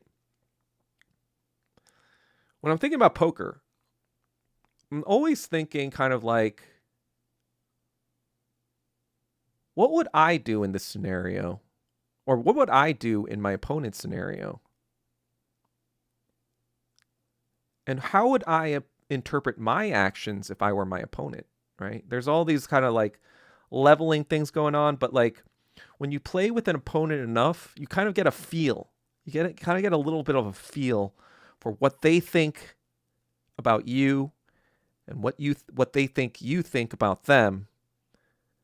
And you kind of like try to optimize for the best possible outcome that you think is going to counteract anything that they're going to try to do in response. And so a lot of situations like this, I try to think, okay, if I were Netanyahu, you know, if I were the CIA, if I were the Mossad, how would I try to move the pieces on the board to try to favor myself, right? And it's almost kind of like people are like, oh, they don't want a civil war. That would be terrible, blah, blah, blah, whatever. And they would look so bad and whatever. But you got to realize, or you got to remember, ever since the JFK assassination, ever since the RFK assassination, ever since Nixon got booted, people are pretty on notice. People in politics, they're not the ones running the show. The whole idea of politics is to make it seem like they're the ones running the show. The ones running the show is obviously the CIA, right? The ones really, and they don't really hide it, right? Or they're not really that good at hiding. I mean, like, if you really think about it, what do you think Central Intelligence Agency means? Intelligence, right? If you conceive America as like a human body, if you have an agency called Intelligence Agency, where's the brain of that body? Where's the executive functioning? Who is really calling all the shots? Who's really moving all these pieces? And, this is stuff a lot of people have been saying before me, and I'm sure there's going to be people saying after me. But a lot of people don't really even think in this dimension. Not really, right? They kind of like think they do, but they don't really like think about what would be optimal. Because you got to keep in mind, these people aren't just like idiots, right? They recruit from the top, academic institutions. Of course, like the table has kind of changed because of the internet, right? Where more people are kind of aware of their capabilities, and so they are weakened in that regard. People are on notice, but their advantage, the internet has been a double-edged sword, right? Where because of the information flow, a lot of people, the masses, are kind of like aware of what the CIA is doing. They don't have any smoking gun to prove anything, but there's more people aware of like even the concept of a deep state. It's kind of like moved from, total crazy kooky conspiracy theorists to like, hey, wait a second, I think something strange is going on. Like, let me look into that. But the other edge of that sword is that the CIA was already aware that this was going to happen. That's why they invested in In-Q-Tel, or In-Q-Tel was their venture capitalist fund that invested in Oracle, right? Oracle was originally a CIA project. Peter Thiel invested in Facebook early on. I believe Google was also funded by the CIA. Sergey Brin was a former Soviet Jewish man. And so when you have all this information, yes, more people are kind of aware, but then they can also see a lot of information themselves. They have access to a lot of data, which we were also told about by Edward Snowden. And so when you think about it from the CIA's position, they can see their disadvantage is that the people who are kind of like more, I guess, more inclined to be paranoid or whatever, like me, we can see more of the board now because of the internet. But on the flip side, they can see the entire, or nearly the entire board. The only part of the board that they can't see is China and the DPRK. The DPRK made sure that a long ass time ago, China kind of like, since Xi Jinping came into office more recently, got rid of all these elements. And it's probably still not as black of a box as the DPRK. The DPRK is a total black box, and that's by design. But China is starting to become like that as well. But the fact of the matter is, besides those places, the CIA has a lot of board coverage, right? If you ever played StarCraft, you know what the biggest hack back then was? There was the map hack, right? It was when you could see the entire map. Why? Because whenever somebody tried to expand, you could easily just wait till they built the fucking command center, got a bunch of SCVs, and then you drop a Reaver in to just like fucking destroy their entire operation, and then you would just like destroy them. Or you would know their timing. You would know exactly, how fast and how quickly their resources were being built up. And if they were going for an early expansion, then you could just immediately build up your troops and just destroy them with a rush. And so that was the biggest hack. And so, in essence, the CIA does everything it can to have as much of the board available to them as possible. So if you think about it that way, you're just kind of like, okay, so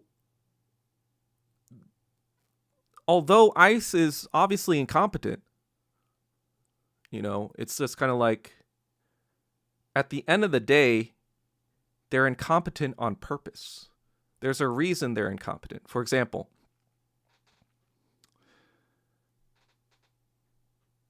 in 1960,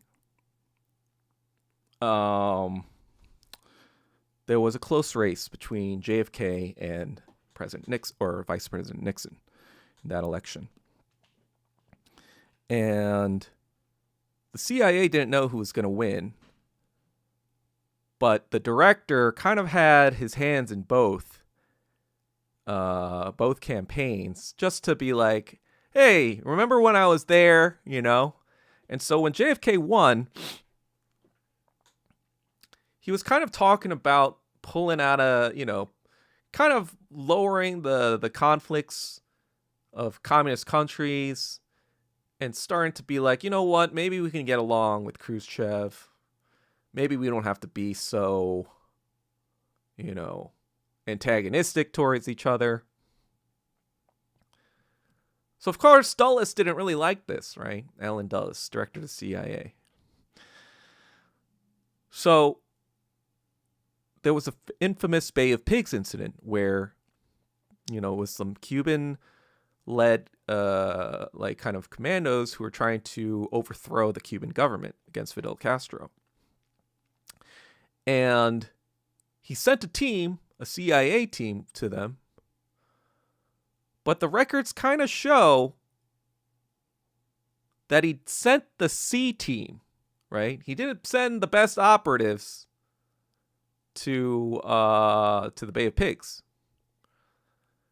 And so what was the reason behind that? Right? Why didn't he send his A guys? Well, he knew that JFK didn't want to get militarily involved with Cuba. So he was attempting to force JFK's hand, be like, hey, these commandos, they need air support. They're losing. By basically fucking up the Bay of Pigs operation, he was trying to force JFK's hand and in a direct military intervention in Cuba. JFK didn't like that. Not only did he not like that, he refused. And this made Allen Dulles very angry. And as we all know, JFK was killed soon after that. And so when you step back and look at this event, you're just kind of like, wait a second. I thought the CIA was supposed to be all like competent and whatever. They sent their C team, like, of course, they must not be that smart or whatever. And it's like, no, wait a second.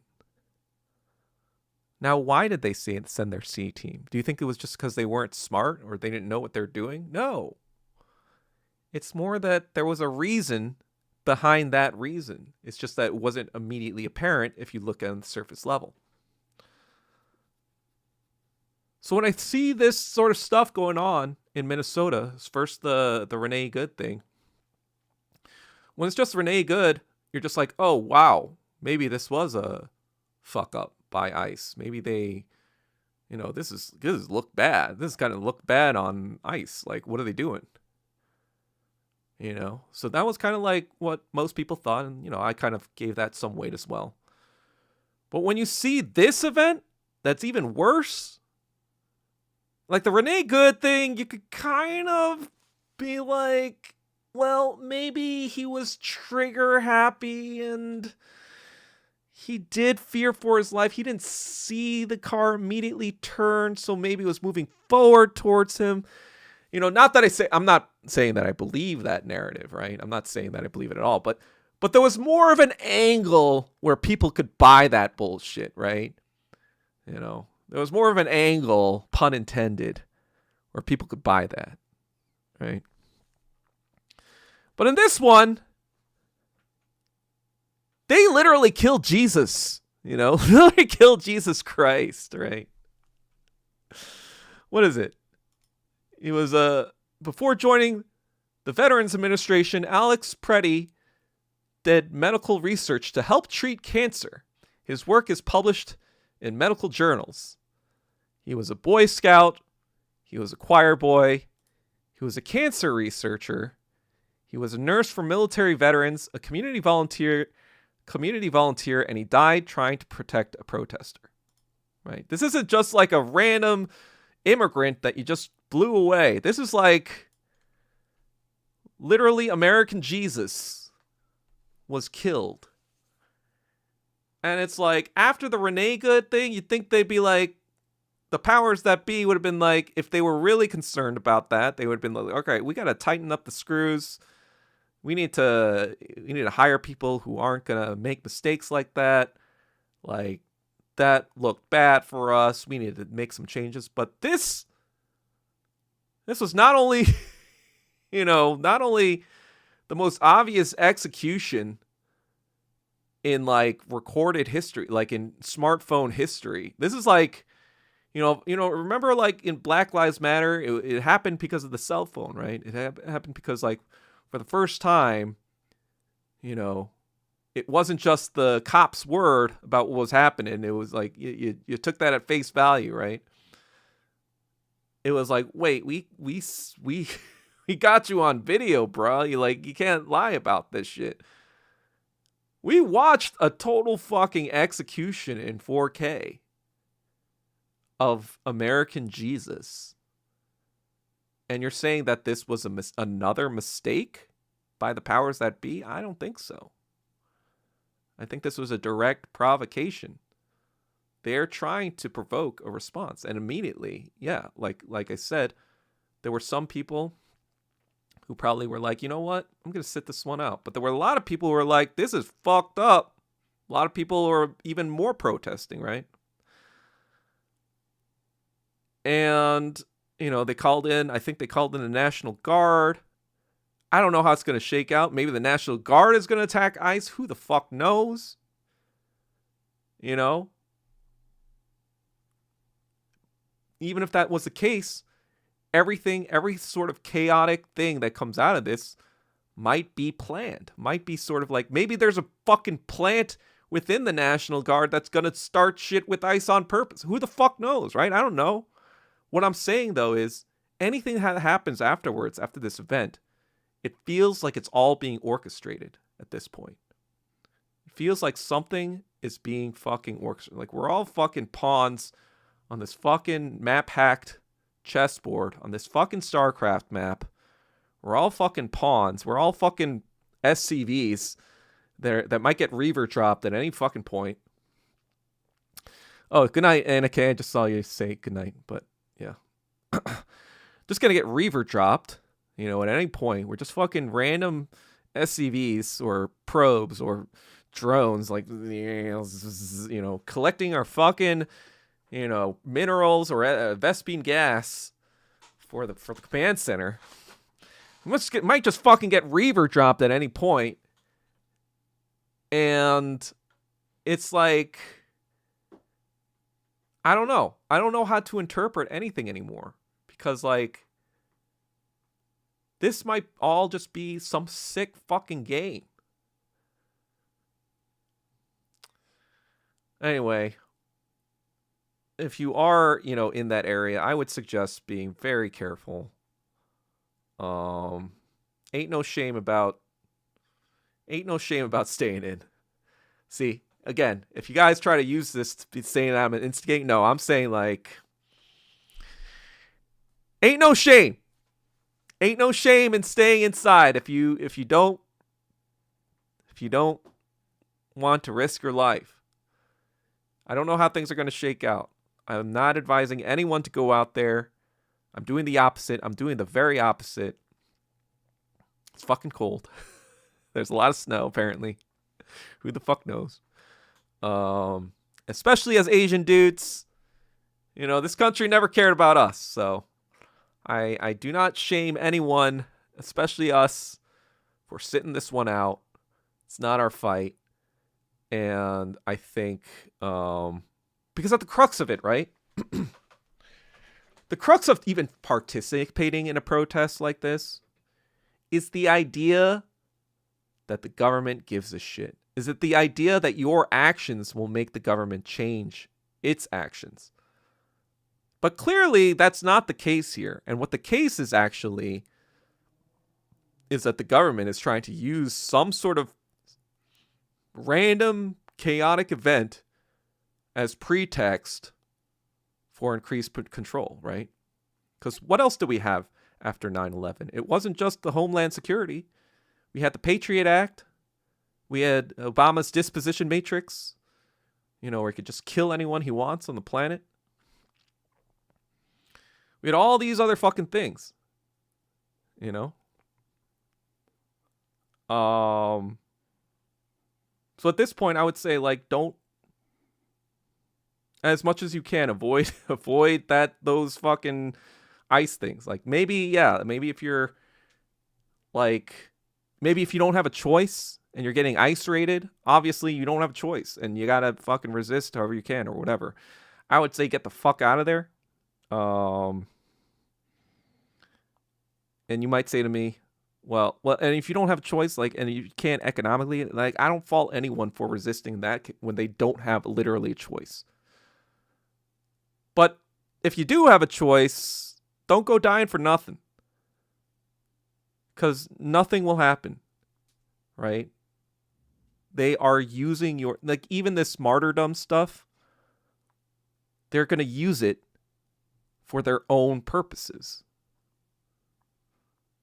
I don't know. It's a scary fucking time, guys. Not going to lie. It's a scary fucking time. All right, let me see what's going on here. Sorry, I've been ranting for a while.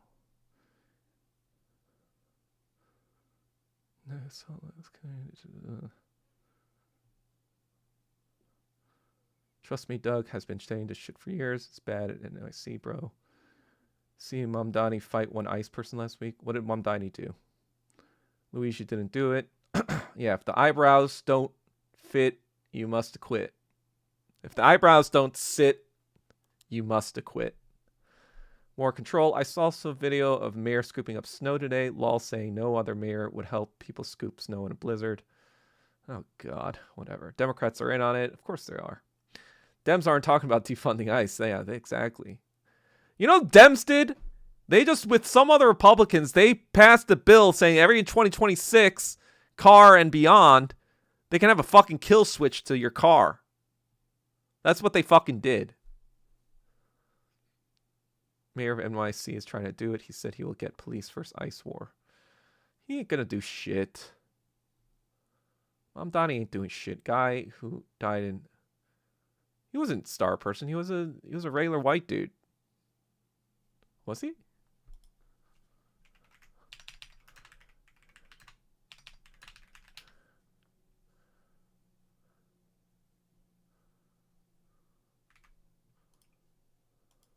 Let's see. Was Alex pretty Jewish? Who is he trying to save? No credible evidence. Bruh, stop saying fucking shit that isn't true. It's fucking annoying. Odd how we just had a movie called Civil War. Yeah. I feel like movies and entertainment, they're not telling the future. They're preparing people. They're, like I said, all these fucking Terminator movies, all this fucking shit. That's not like predicting stuff. That's preparing people. That's preconditioning, like Asian movement said. Voting ain't gonna do a thing. Good night. Oh yeah. See ya. Okay. Doug, what do you think about Canada's PM speech at the WEF? I mean, we'll see. I mean, I'll see. I don't really give stock into the West, any Western leader, um, especially Canada, who just openly praised Nazis a couple of years ago in Parliament. So I don't know. I just feel like it's part of the UK's plan to try to distance themselves from imperialism to make it seem like, oh, wait, we're the sensible, good whites people. It's the Americans that are the crazy whites now. Even though they fucking started this whole shit in the first place for the past 300, 400 years. It's kind of like their escape plan, right? Just like, oh, shit. Let's get them mad about that. Let's get them mad against America, not me. We are 15 elite soldiers that can take on a whole army. Okay, holy cow. Maybe you are. I caught a bootleg Canadian stream for the AFC Championship today. There are a lot of patriotic nationalistic Canadians throughout the broadcast. I mean, Canadian government is just fucking... I mean, I'm sorry. I don't know if you live in Canada or not, but y'all are just a bunch of hypocrites. You guys are just imperialists too. Let's be fucking real. You think you're just like independent because you're Canada? Like, no, you're part of MI6. You're part of the Anglo fucking imperialist sphere. Jean Qi, aka Chinese chess. I just laugh at all the people that believe that Trump, when he first ran, wasn't part of the deep state. No, I mean, like, yeah. I'm like, yeah, it's part of the deep state. It's just like another layer of fucking performance. That's why I say, like, when I voted for Trump, I was well aware that what I was voting for was not like this independent Marxist-Leninist or anti-imperialist. I was well aware that he was captured by the interest. I just fucking hated Democrats. I just wanted to be like, fuck you, I hate you. But yeah, again, like, yeah, California's never going to be fucking Republican. So it was just a fucking troll vote. Aren't you friends with Mark Zuckerberg? Do you Smith particles when you were in the same class? I mean, we were in like middle school when we were hanging out the most. I don't think either of us were CIA particles back then. And yeah, I mean, these more recent things about the CIA and the tech industry are more recent revelation. So no, I did not smell any CIA particles because I wasn't even aware of particles to smell back then. Especially, the last time I saw him was 2011, so 15 years ago. Last time I saw him in person. Obviously, like everyone else, I bought the Kool-Aid, right? These tech people, yeah, they built these things out of nothing, whatever, and yeah, he's showing them who's boss, whatever. But when you really peel back the layers, you're like, oh, DARPA created all this technology, and they're just, using it and spreading it and commercializing it. Sure, they're putting in a nice commercial sheen on it to make it user friendly and all that stuff, but for the express purpose of map hacking our entire world, right? Putting the map hack on. If Doug was part of the star people, he would have won the final table. So someone named Gold. Well, I don't know about that. That was just all luck based. He was a nurse. Who's a nurse? Oh yeah, he was a nurse. The guy who got shot. Bunch of sure happy IQ hires for ICE. The government cares more about bodega cats that new law being produced. I don't even know what that bodega cats is. Bodega cats are important. I read it's Mamdani will use police to go after against ICE. Yeah, you mean the police that are trained by the IDF to go against ICE, who are also trained by IDF? Yeah, I'm sure that'll happen. And the police chief that was also pro-Zionist and who's part of the IDF and that he didn't fire. Yeah, I'm sure that's gonna happen. See, this is all fucking theater. It's all no. Mamdani's not gonna do shit. Whoever thinks any fucking politician is gonna do shit is mentally retarded. I'm sorry. If that's what you think, you're mentally retarded. Nothing's gonna fuck. It's all fucking theater. Like I said, 1877. Look into the compromise of 1877, everyone. It's just fucking bullshit. There's got to be something in Minnesota. 2020 riots were sparked in Minnesota and Trump. Now it's about to blow under Trump in 2026. It's cold outside. The protests are going to be probably tame. When summer hit's going to get crazy. What's the alternative to a revolution? I mean, fascism, I guess, and America imploding under the weight of fascism, and then millions of people dying under that fascism, and then like finally China taking over and spreading communism, but most of us would be dead, so we couldn't enjoy it. I guess it's the alternative to revolution. So take your pick. Either die in a revolution or die in a fascism transformation. That's basically what the choice was in Nazi Germany, right? 1929, when the Great Depression hit, they were like, do we go fascism or do we go communism? Because the KPD and the NSDAP were both become really popular over the SPD after 1929. Because they're like, wait a second, this capitalism thing isn't working out. And so, but of course, the Nazis, what they had on their advantage was they were being funded by German industrialists and Wall Street and the Bank of London. They were getting big money to hire SA goons to beat the fuck out of anyone who was trying to promote communism back then. That's what was going on from 1929 to 1932, 1933. They were winning elections, right? They were winning more and more of the vote. But the KPD was also winning more and more of the vote. So what they had to do was be like, you vote for the KPD and we'll kill you. All these fucking SA gangster thugs that they paid off. They gave them, they paid them for their uniforms and for their weapons, whatever. And so you had communists fighting Nazis in Germany. But the Nazis were being funded and the communists were not. And so, I mean, I think the Soviets would have tried to fund them if they could, but it was a lot harder to get funding from the Soviet Union, for obvious reasons, into Germany. Anyhow, funny how the daycare centers aren't being talked about anymore. Yeah, daycare centers, I wasn't even following that conversation because I knew that was going to be a red herring from day one.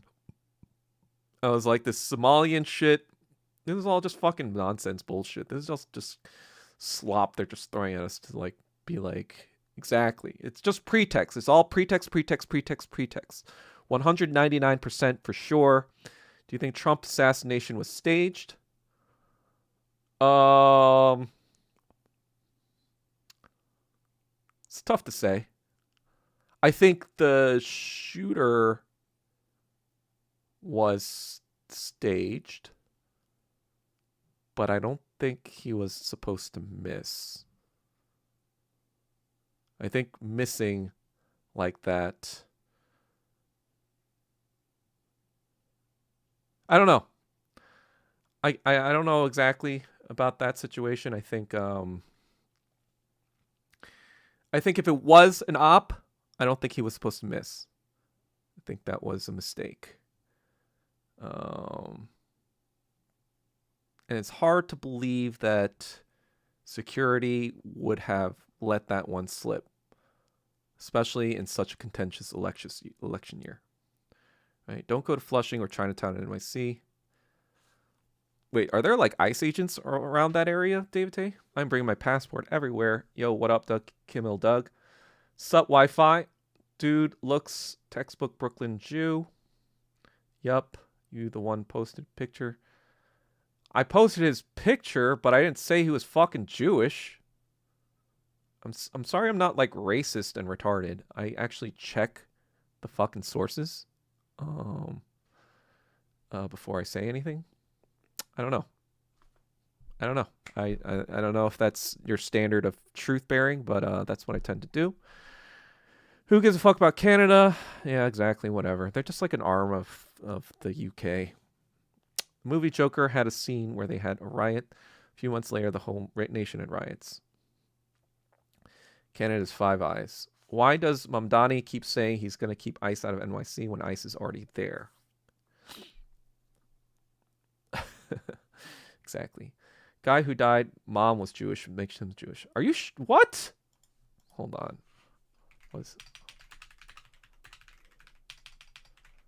I am literally checking right now on fucking line. There's no evidence that Alex Preddy's mother, Susan Preddy, was Jewish. Where the fuck are you getting this bullshit?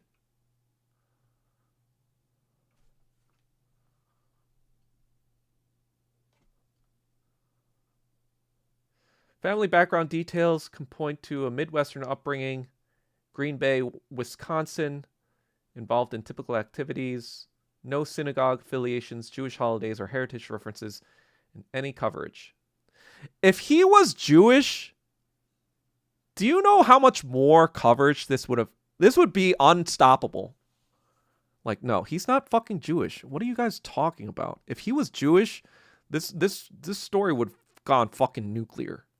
Like, yes, it's already kind of nuclear right now, but it was like fucking Tsar Bomba nuclear. It'd be like megaton, like fucking like 20 bajillion nukes into your fucking face every fucking day nuclear.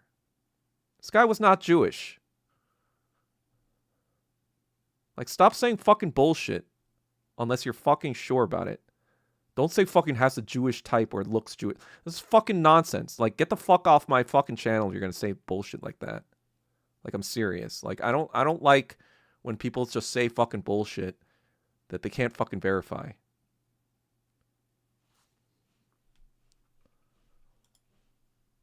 This channel is for a higher standard of fucking truth. We don't say fucking bullshit nonsense that isn't fucking verified.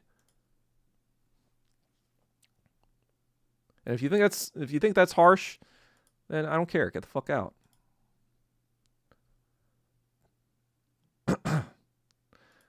Yes, lots of ICE agents in Flushing, Chinatown. Who are you picking? A revolution. I mean, I don't want to pick. I mean, it's not up to me to pick. It's up to like whatever the class consciousness. Like, obviously, I don't want like to defend and descend into fascism. If that happens, I'm getting the fuck out of Dodge. I'm leaving America and going to like China or some shit. You know, living the rest of my life, you know, in communism and being like, well, tried, guys. Try to save everything. Anyway. I said Asian movement post picture, not you, but lol. Well, either way, like, can you stop being like fucking retarded people? Like, Asian movement too. That's like, stop being retarded. Like, don't fucking say that bullshit. This is exactly what they want. They want pretext to be like, hey, Doug Kim is allowing anti-Semitism on his fucking, fucking thing, so let me cancel him, right? You guys are just fucking doing what they want. Again, like fucking retards. God. It's just so fucking annoying. Like, this is for people who have fucking brains. Anyway. I'm also wondering why Minnesota for this ICE surge.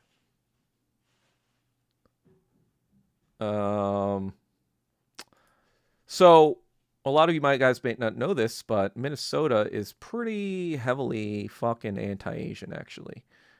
Um, and so they've been going after the Hmong community, I think, from what I've heard. And yeah, the Hmong community after the Vietnam War, the Hmong people were, refugees because they didn't have a country in that area, and they were mostly in Laos, I think. But they were kind of on the wrong side of things, and so a lot of them had to try to get the fuck out, right? Some of them were left behind in Laos, and who knows what happened to them, unfortunately. But some of them settled in places in like Oklahoma, I think, and a lot of them in Minnesota. So for the longest time, they were pretty much, you guys ever see that movie, the Clint Eastwood one? The fucking, well, those were Hmong people. The one where he's being racist, Gran Torino or some shit. What's the movie called?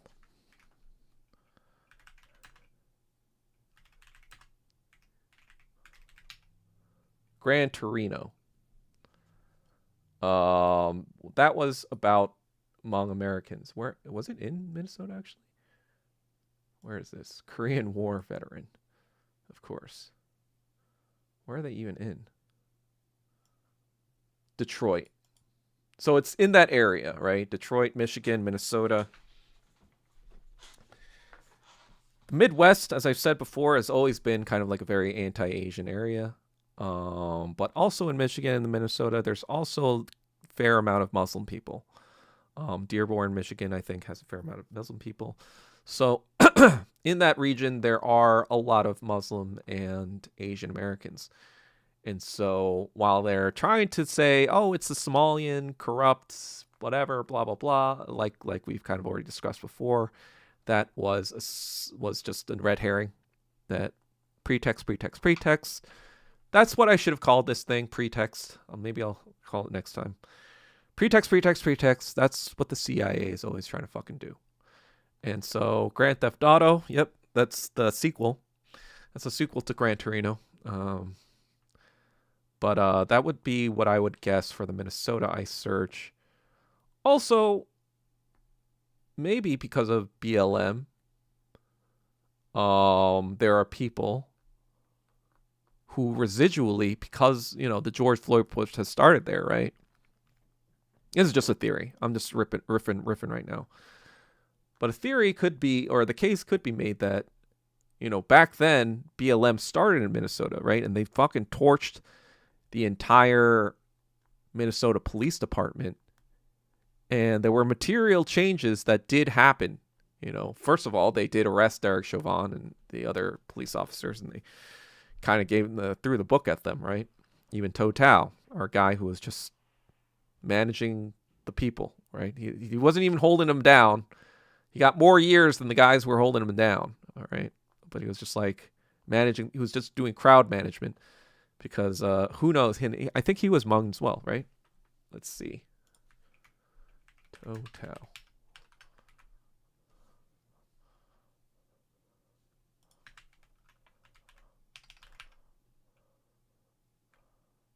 Yes, he is Hmong. And so there was a little bit of like, wait, are Asian people white adjacent? There was a little bit of tension between the Hmong and the black community back then because of Total. Even though he was just like, you don't know what the fucking situation was like. You don't know if this guy, Derek Chauvin, who's a superior officer, was going to be like, you know what, since you disobeyed a direct command, I'm going to send you some dangerous area where you're just going to fucking shot, right? There's a lot of fucking corruption within these police departments as well. So let's not fucking pretend like he's, white supremacist because he was doing his job. And not only that, was given more of a sentence than the other two dudes, one of who was black, right? There was a black police officer there too, that was holding the guy down. But in any case, Minnesota kind of came together, I guess. I forgot what town it was, but they came together and got change, right? They started the BLM movement, and they got some concessions. I think there was also some concessions from the police department as well. There were probably laws that were passed or whatever. So when you have that already mentality, right? Hey, if we protest, things are going to change. You already have a people that are primed to want to protest, right? You've got that dopamine reward cycle going on of people and be like, hey, maybe if we protest, we stick our line in the sand, we're going to get some results here. So if we're thinking pretext, right? If we're thinking board coverage, we got the fucking map hack going on. CIA is like, remember 6 years ago when they were all riled up and they got their concessions and they think that that's going to go on? Maybe if we do start shit again there, they're going to rise to the occasion again, start shit, and then, we're going to escalate, and then some crazier shit's going to happen. But, yeah, the Asian officer was the killer's brother-in-law? Wait, what? That's not true. I don't think that's true, is it?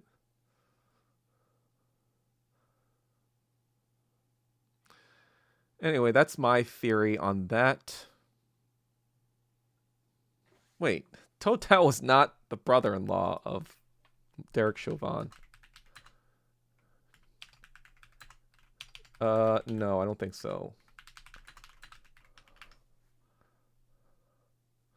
No, Total is not Derek Chauvin's brother-in-law. They were colleagues, but they are not related by blood or marriage.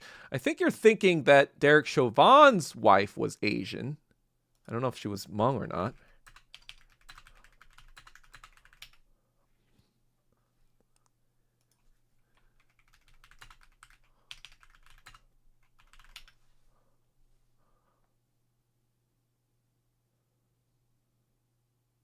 She was born in Laos. Oh, she was Hmong. But no, I don't think she was.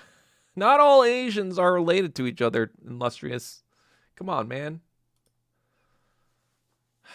Why are you guys saying all this fucking nonsense bullshit facts at me today?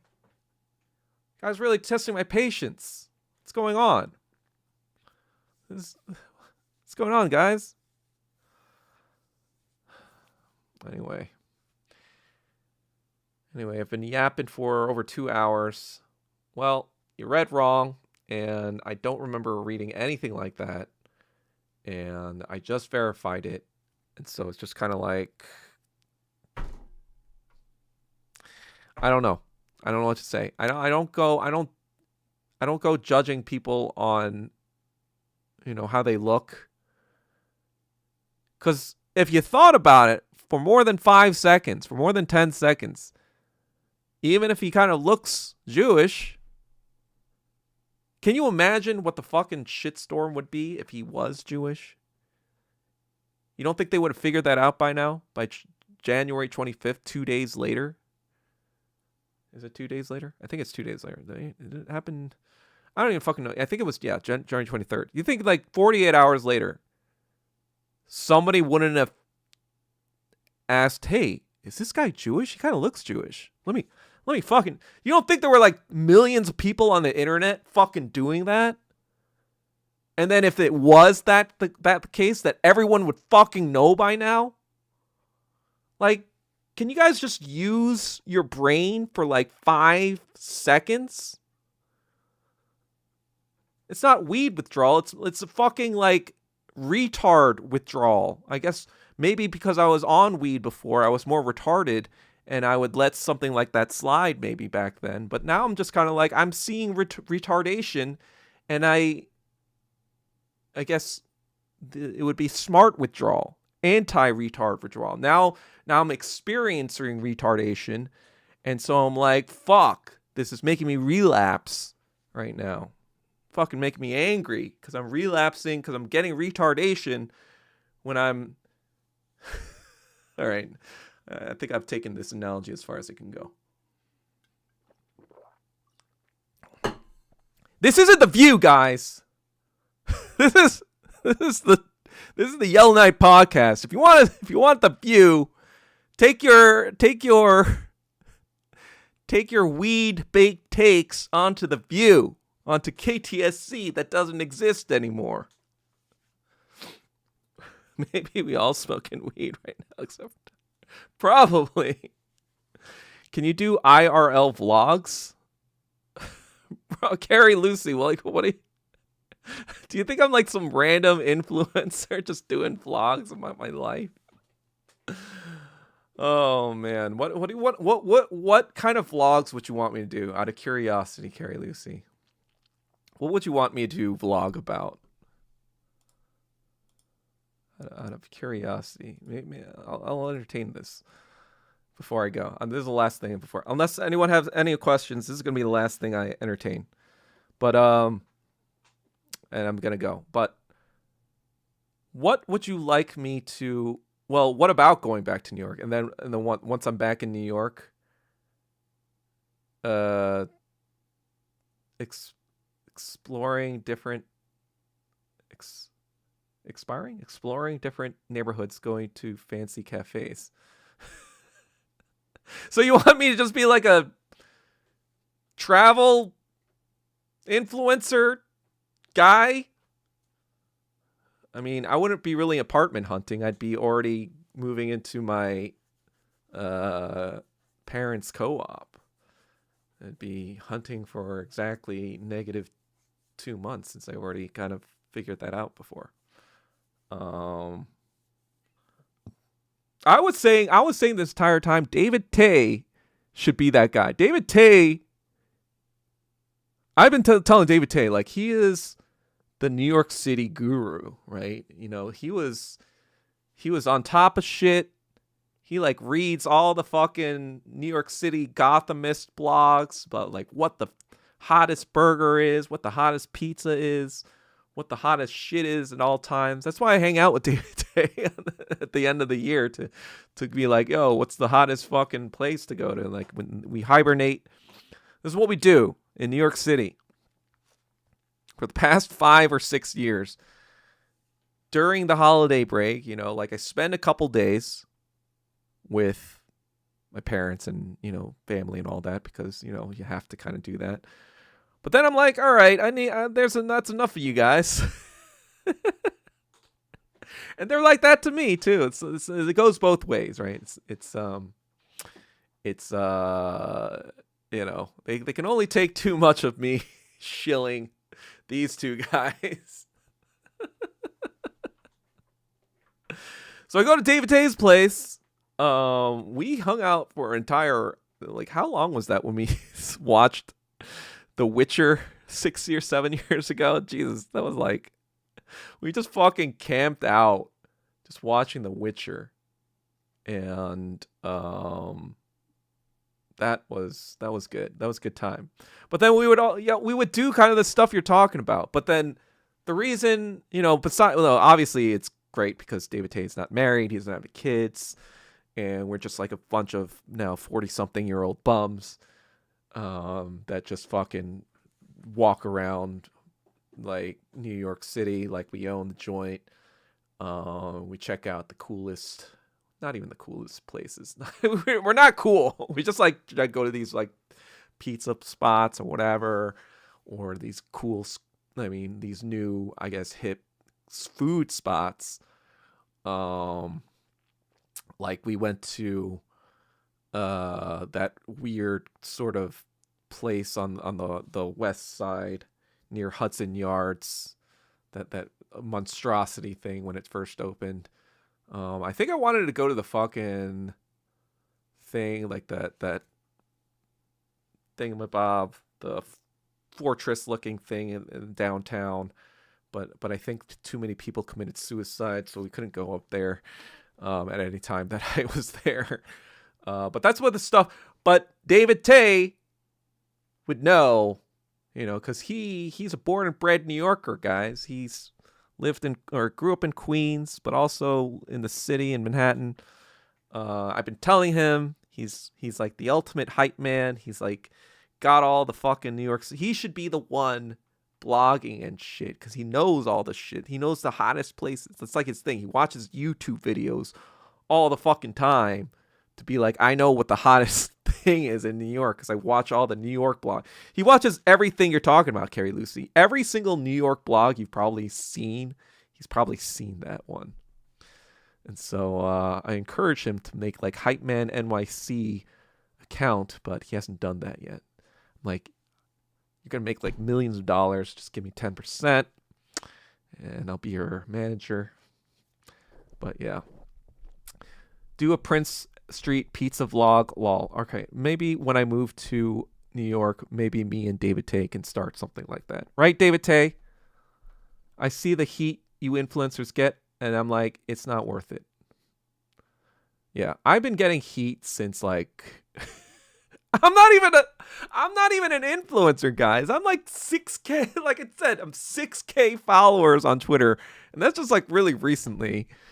But everyone fucking hates me. And I'm like, why are you hating me?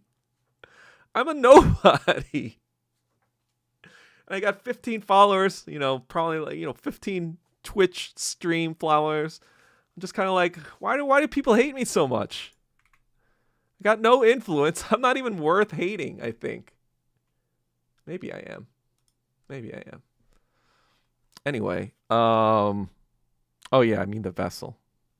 I think your personality is very interesting and any content would be entertaining. Oh, thanks. Well, if you want to see some entertaining content, you should check out my TV show. Did you see it already? And Carrie Lucy, you just proved my point even further about KTSC. Who did you come to every week for? Did you come for Mike Kim? Did you want to hear what Mike Kim had to say? Did you want to see the liberal takes that Ed Choi was going to give you? Did you want to hear about Michael Wan's MAGA glazing all the time? Did you want those every week? Did you want to, watch Hodgin talk about feminism or whatever? Did you want... Man, I'm just ripping on everyone else, aren't I? Sorry, everyone, but I mean, like, who did you come for? Who did you fucking come for? You came for the fucking king. That's fucking sure. That's why I got 15. That's why I got 15 devoted stream followers. I gotta find David Tay next time and say, yeah. I mean, once I move there, you'll find both of us. We'll take you to all the fucking places. They have nets now, so people don't kill themselves. I've been there. Holy cow, solid. Get the KO burger at Allen Street. So good. Yeah, fuck NY timeout. Go with David Tay. This is what I'm saying, David Tay. I'm like, I gotta hype the hype man. People hate you because they can't stand the truth about WMAF. Carrie Lucy, I'm gonna make a video about that this year. I'm dead ass. Before I move to NYC, I am making the fucking authoritative WMAF video because too many bitches still don't know what the fucking deal is about that. Gonna make it. Strictly Dumpling Guy is Falun Gong. Oh god. You should watch Forever Young. I have not seen that, but I'll watch it later. I've seen your music videos. Music videos are okay. I'm like Forever Young. I'm not. It's okay. The only one I really like is for I'm Asian American. That's more my vision. My ex, when I date with him, he was weird as fuck. I don't know who you're talking about. Yes, I was watching KTC, but I did like Michael Wan. All right, Michael Wan. Yeah, I mean, I guess he's endearing a little bit. He had some crazy views. I heard it's the ABGs. Apparently, Mary must have stage. Who are you guys talking about? Dumpling Guy? Oh, Strictly Dumpling Guy. She's going to take half a story. The guy was weird and annoying. All right, that's it for me. Unless anyone has any other questions, I will count for 10 more seconds. Let me check the Discord. Somebody. Wait a second. Somebody tag me? This is the guy? Yeah, I know he looks like it, but I wanted confirmation. I don't like to make statements unless I have confirmation. All right. What do you expect from following God? Wait, I don't think that was a question. All right. I'll talk to you guys on Thursday. Hopefully I'm thinking of releasing the article on Tuesday. I'm going to experiment. It's going to be a Tuesday. Hopefully it'll be done by then. That's what kind of AI said wasn't okay for long form content that people might read. It also said kind of like, it might be Tuesday or Wednesday. I'm going to feel it out. But I might try, if I'm ambitious enough, it might be twice a week. If I'm ambitious enough. No, I'm not going to overpromise. I'm going to make it once a week. We're going to try Wednesday or Tuesday this time, depending on when I get it finished. So look out for that. We'll talk about it, obviously, on the next podcast. And if you want to keep up to that, let me put in the Substack so you guys have it in case anyone's not following it. But if you're interested, follow this Substack. The pooping is somewhat better, fortunately, which is why I'm optimistic. It's been 76 days now. I think I might be in the home stretch of the withdrawal and I'm still not 100% there yet, I think, but I think AI was telling me 90 days should be kind of like when it's mostly all finito. So another 2 weeks. I am going to New York on next week on Sunday, so I don't think I will have a stream next Sunday. We'll see how that goes. Actually, what time is my flight then?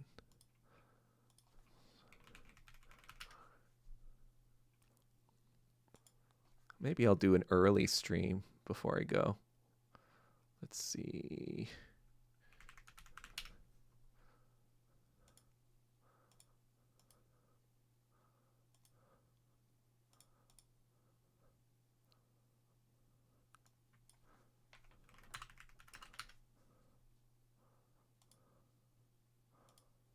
Let's see. Oh, 8 a.m. Never mind. I might try to do a stream in New York. We'll see on my laptop. It might just be a ghetto stream. But we will try that. See how that goes. But yeah. Anyway, good night, everyone. Look out for the stuff. Pooping is great. How many Michaels and Mike in KTSC? I lost track. There's Mike Wan and Mike Kim, I think. That's it.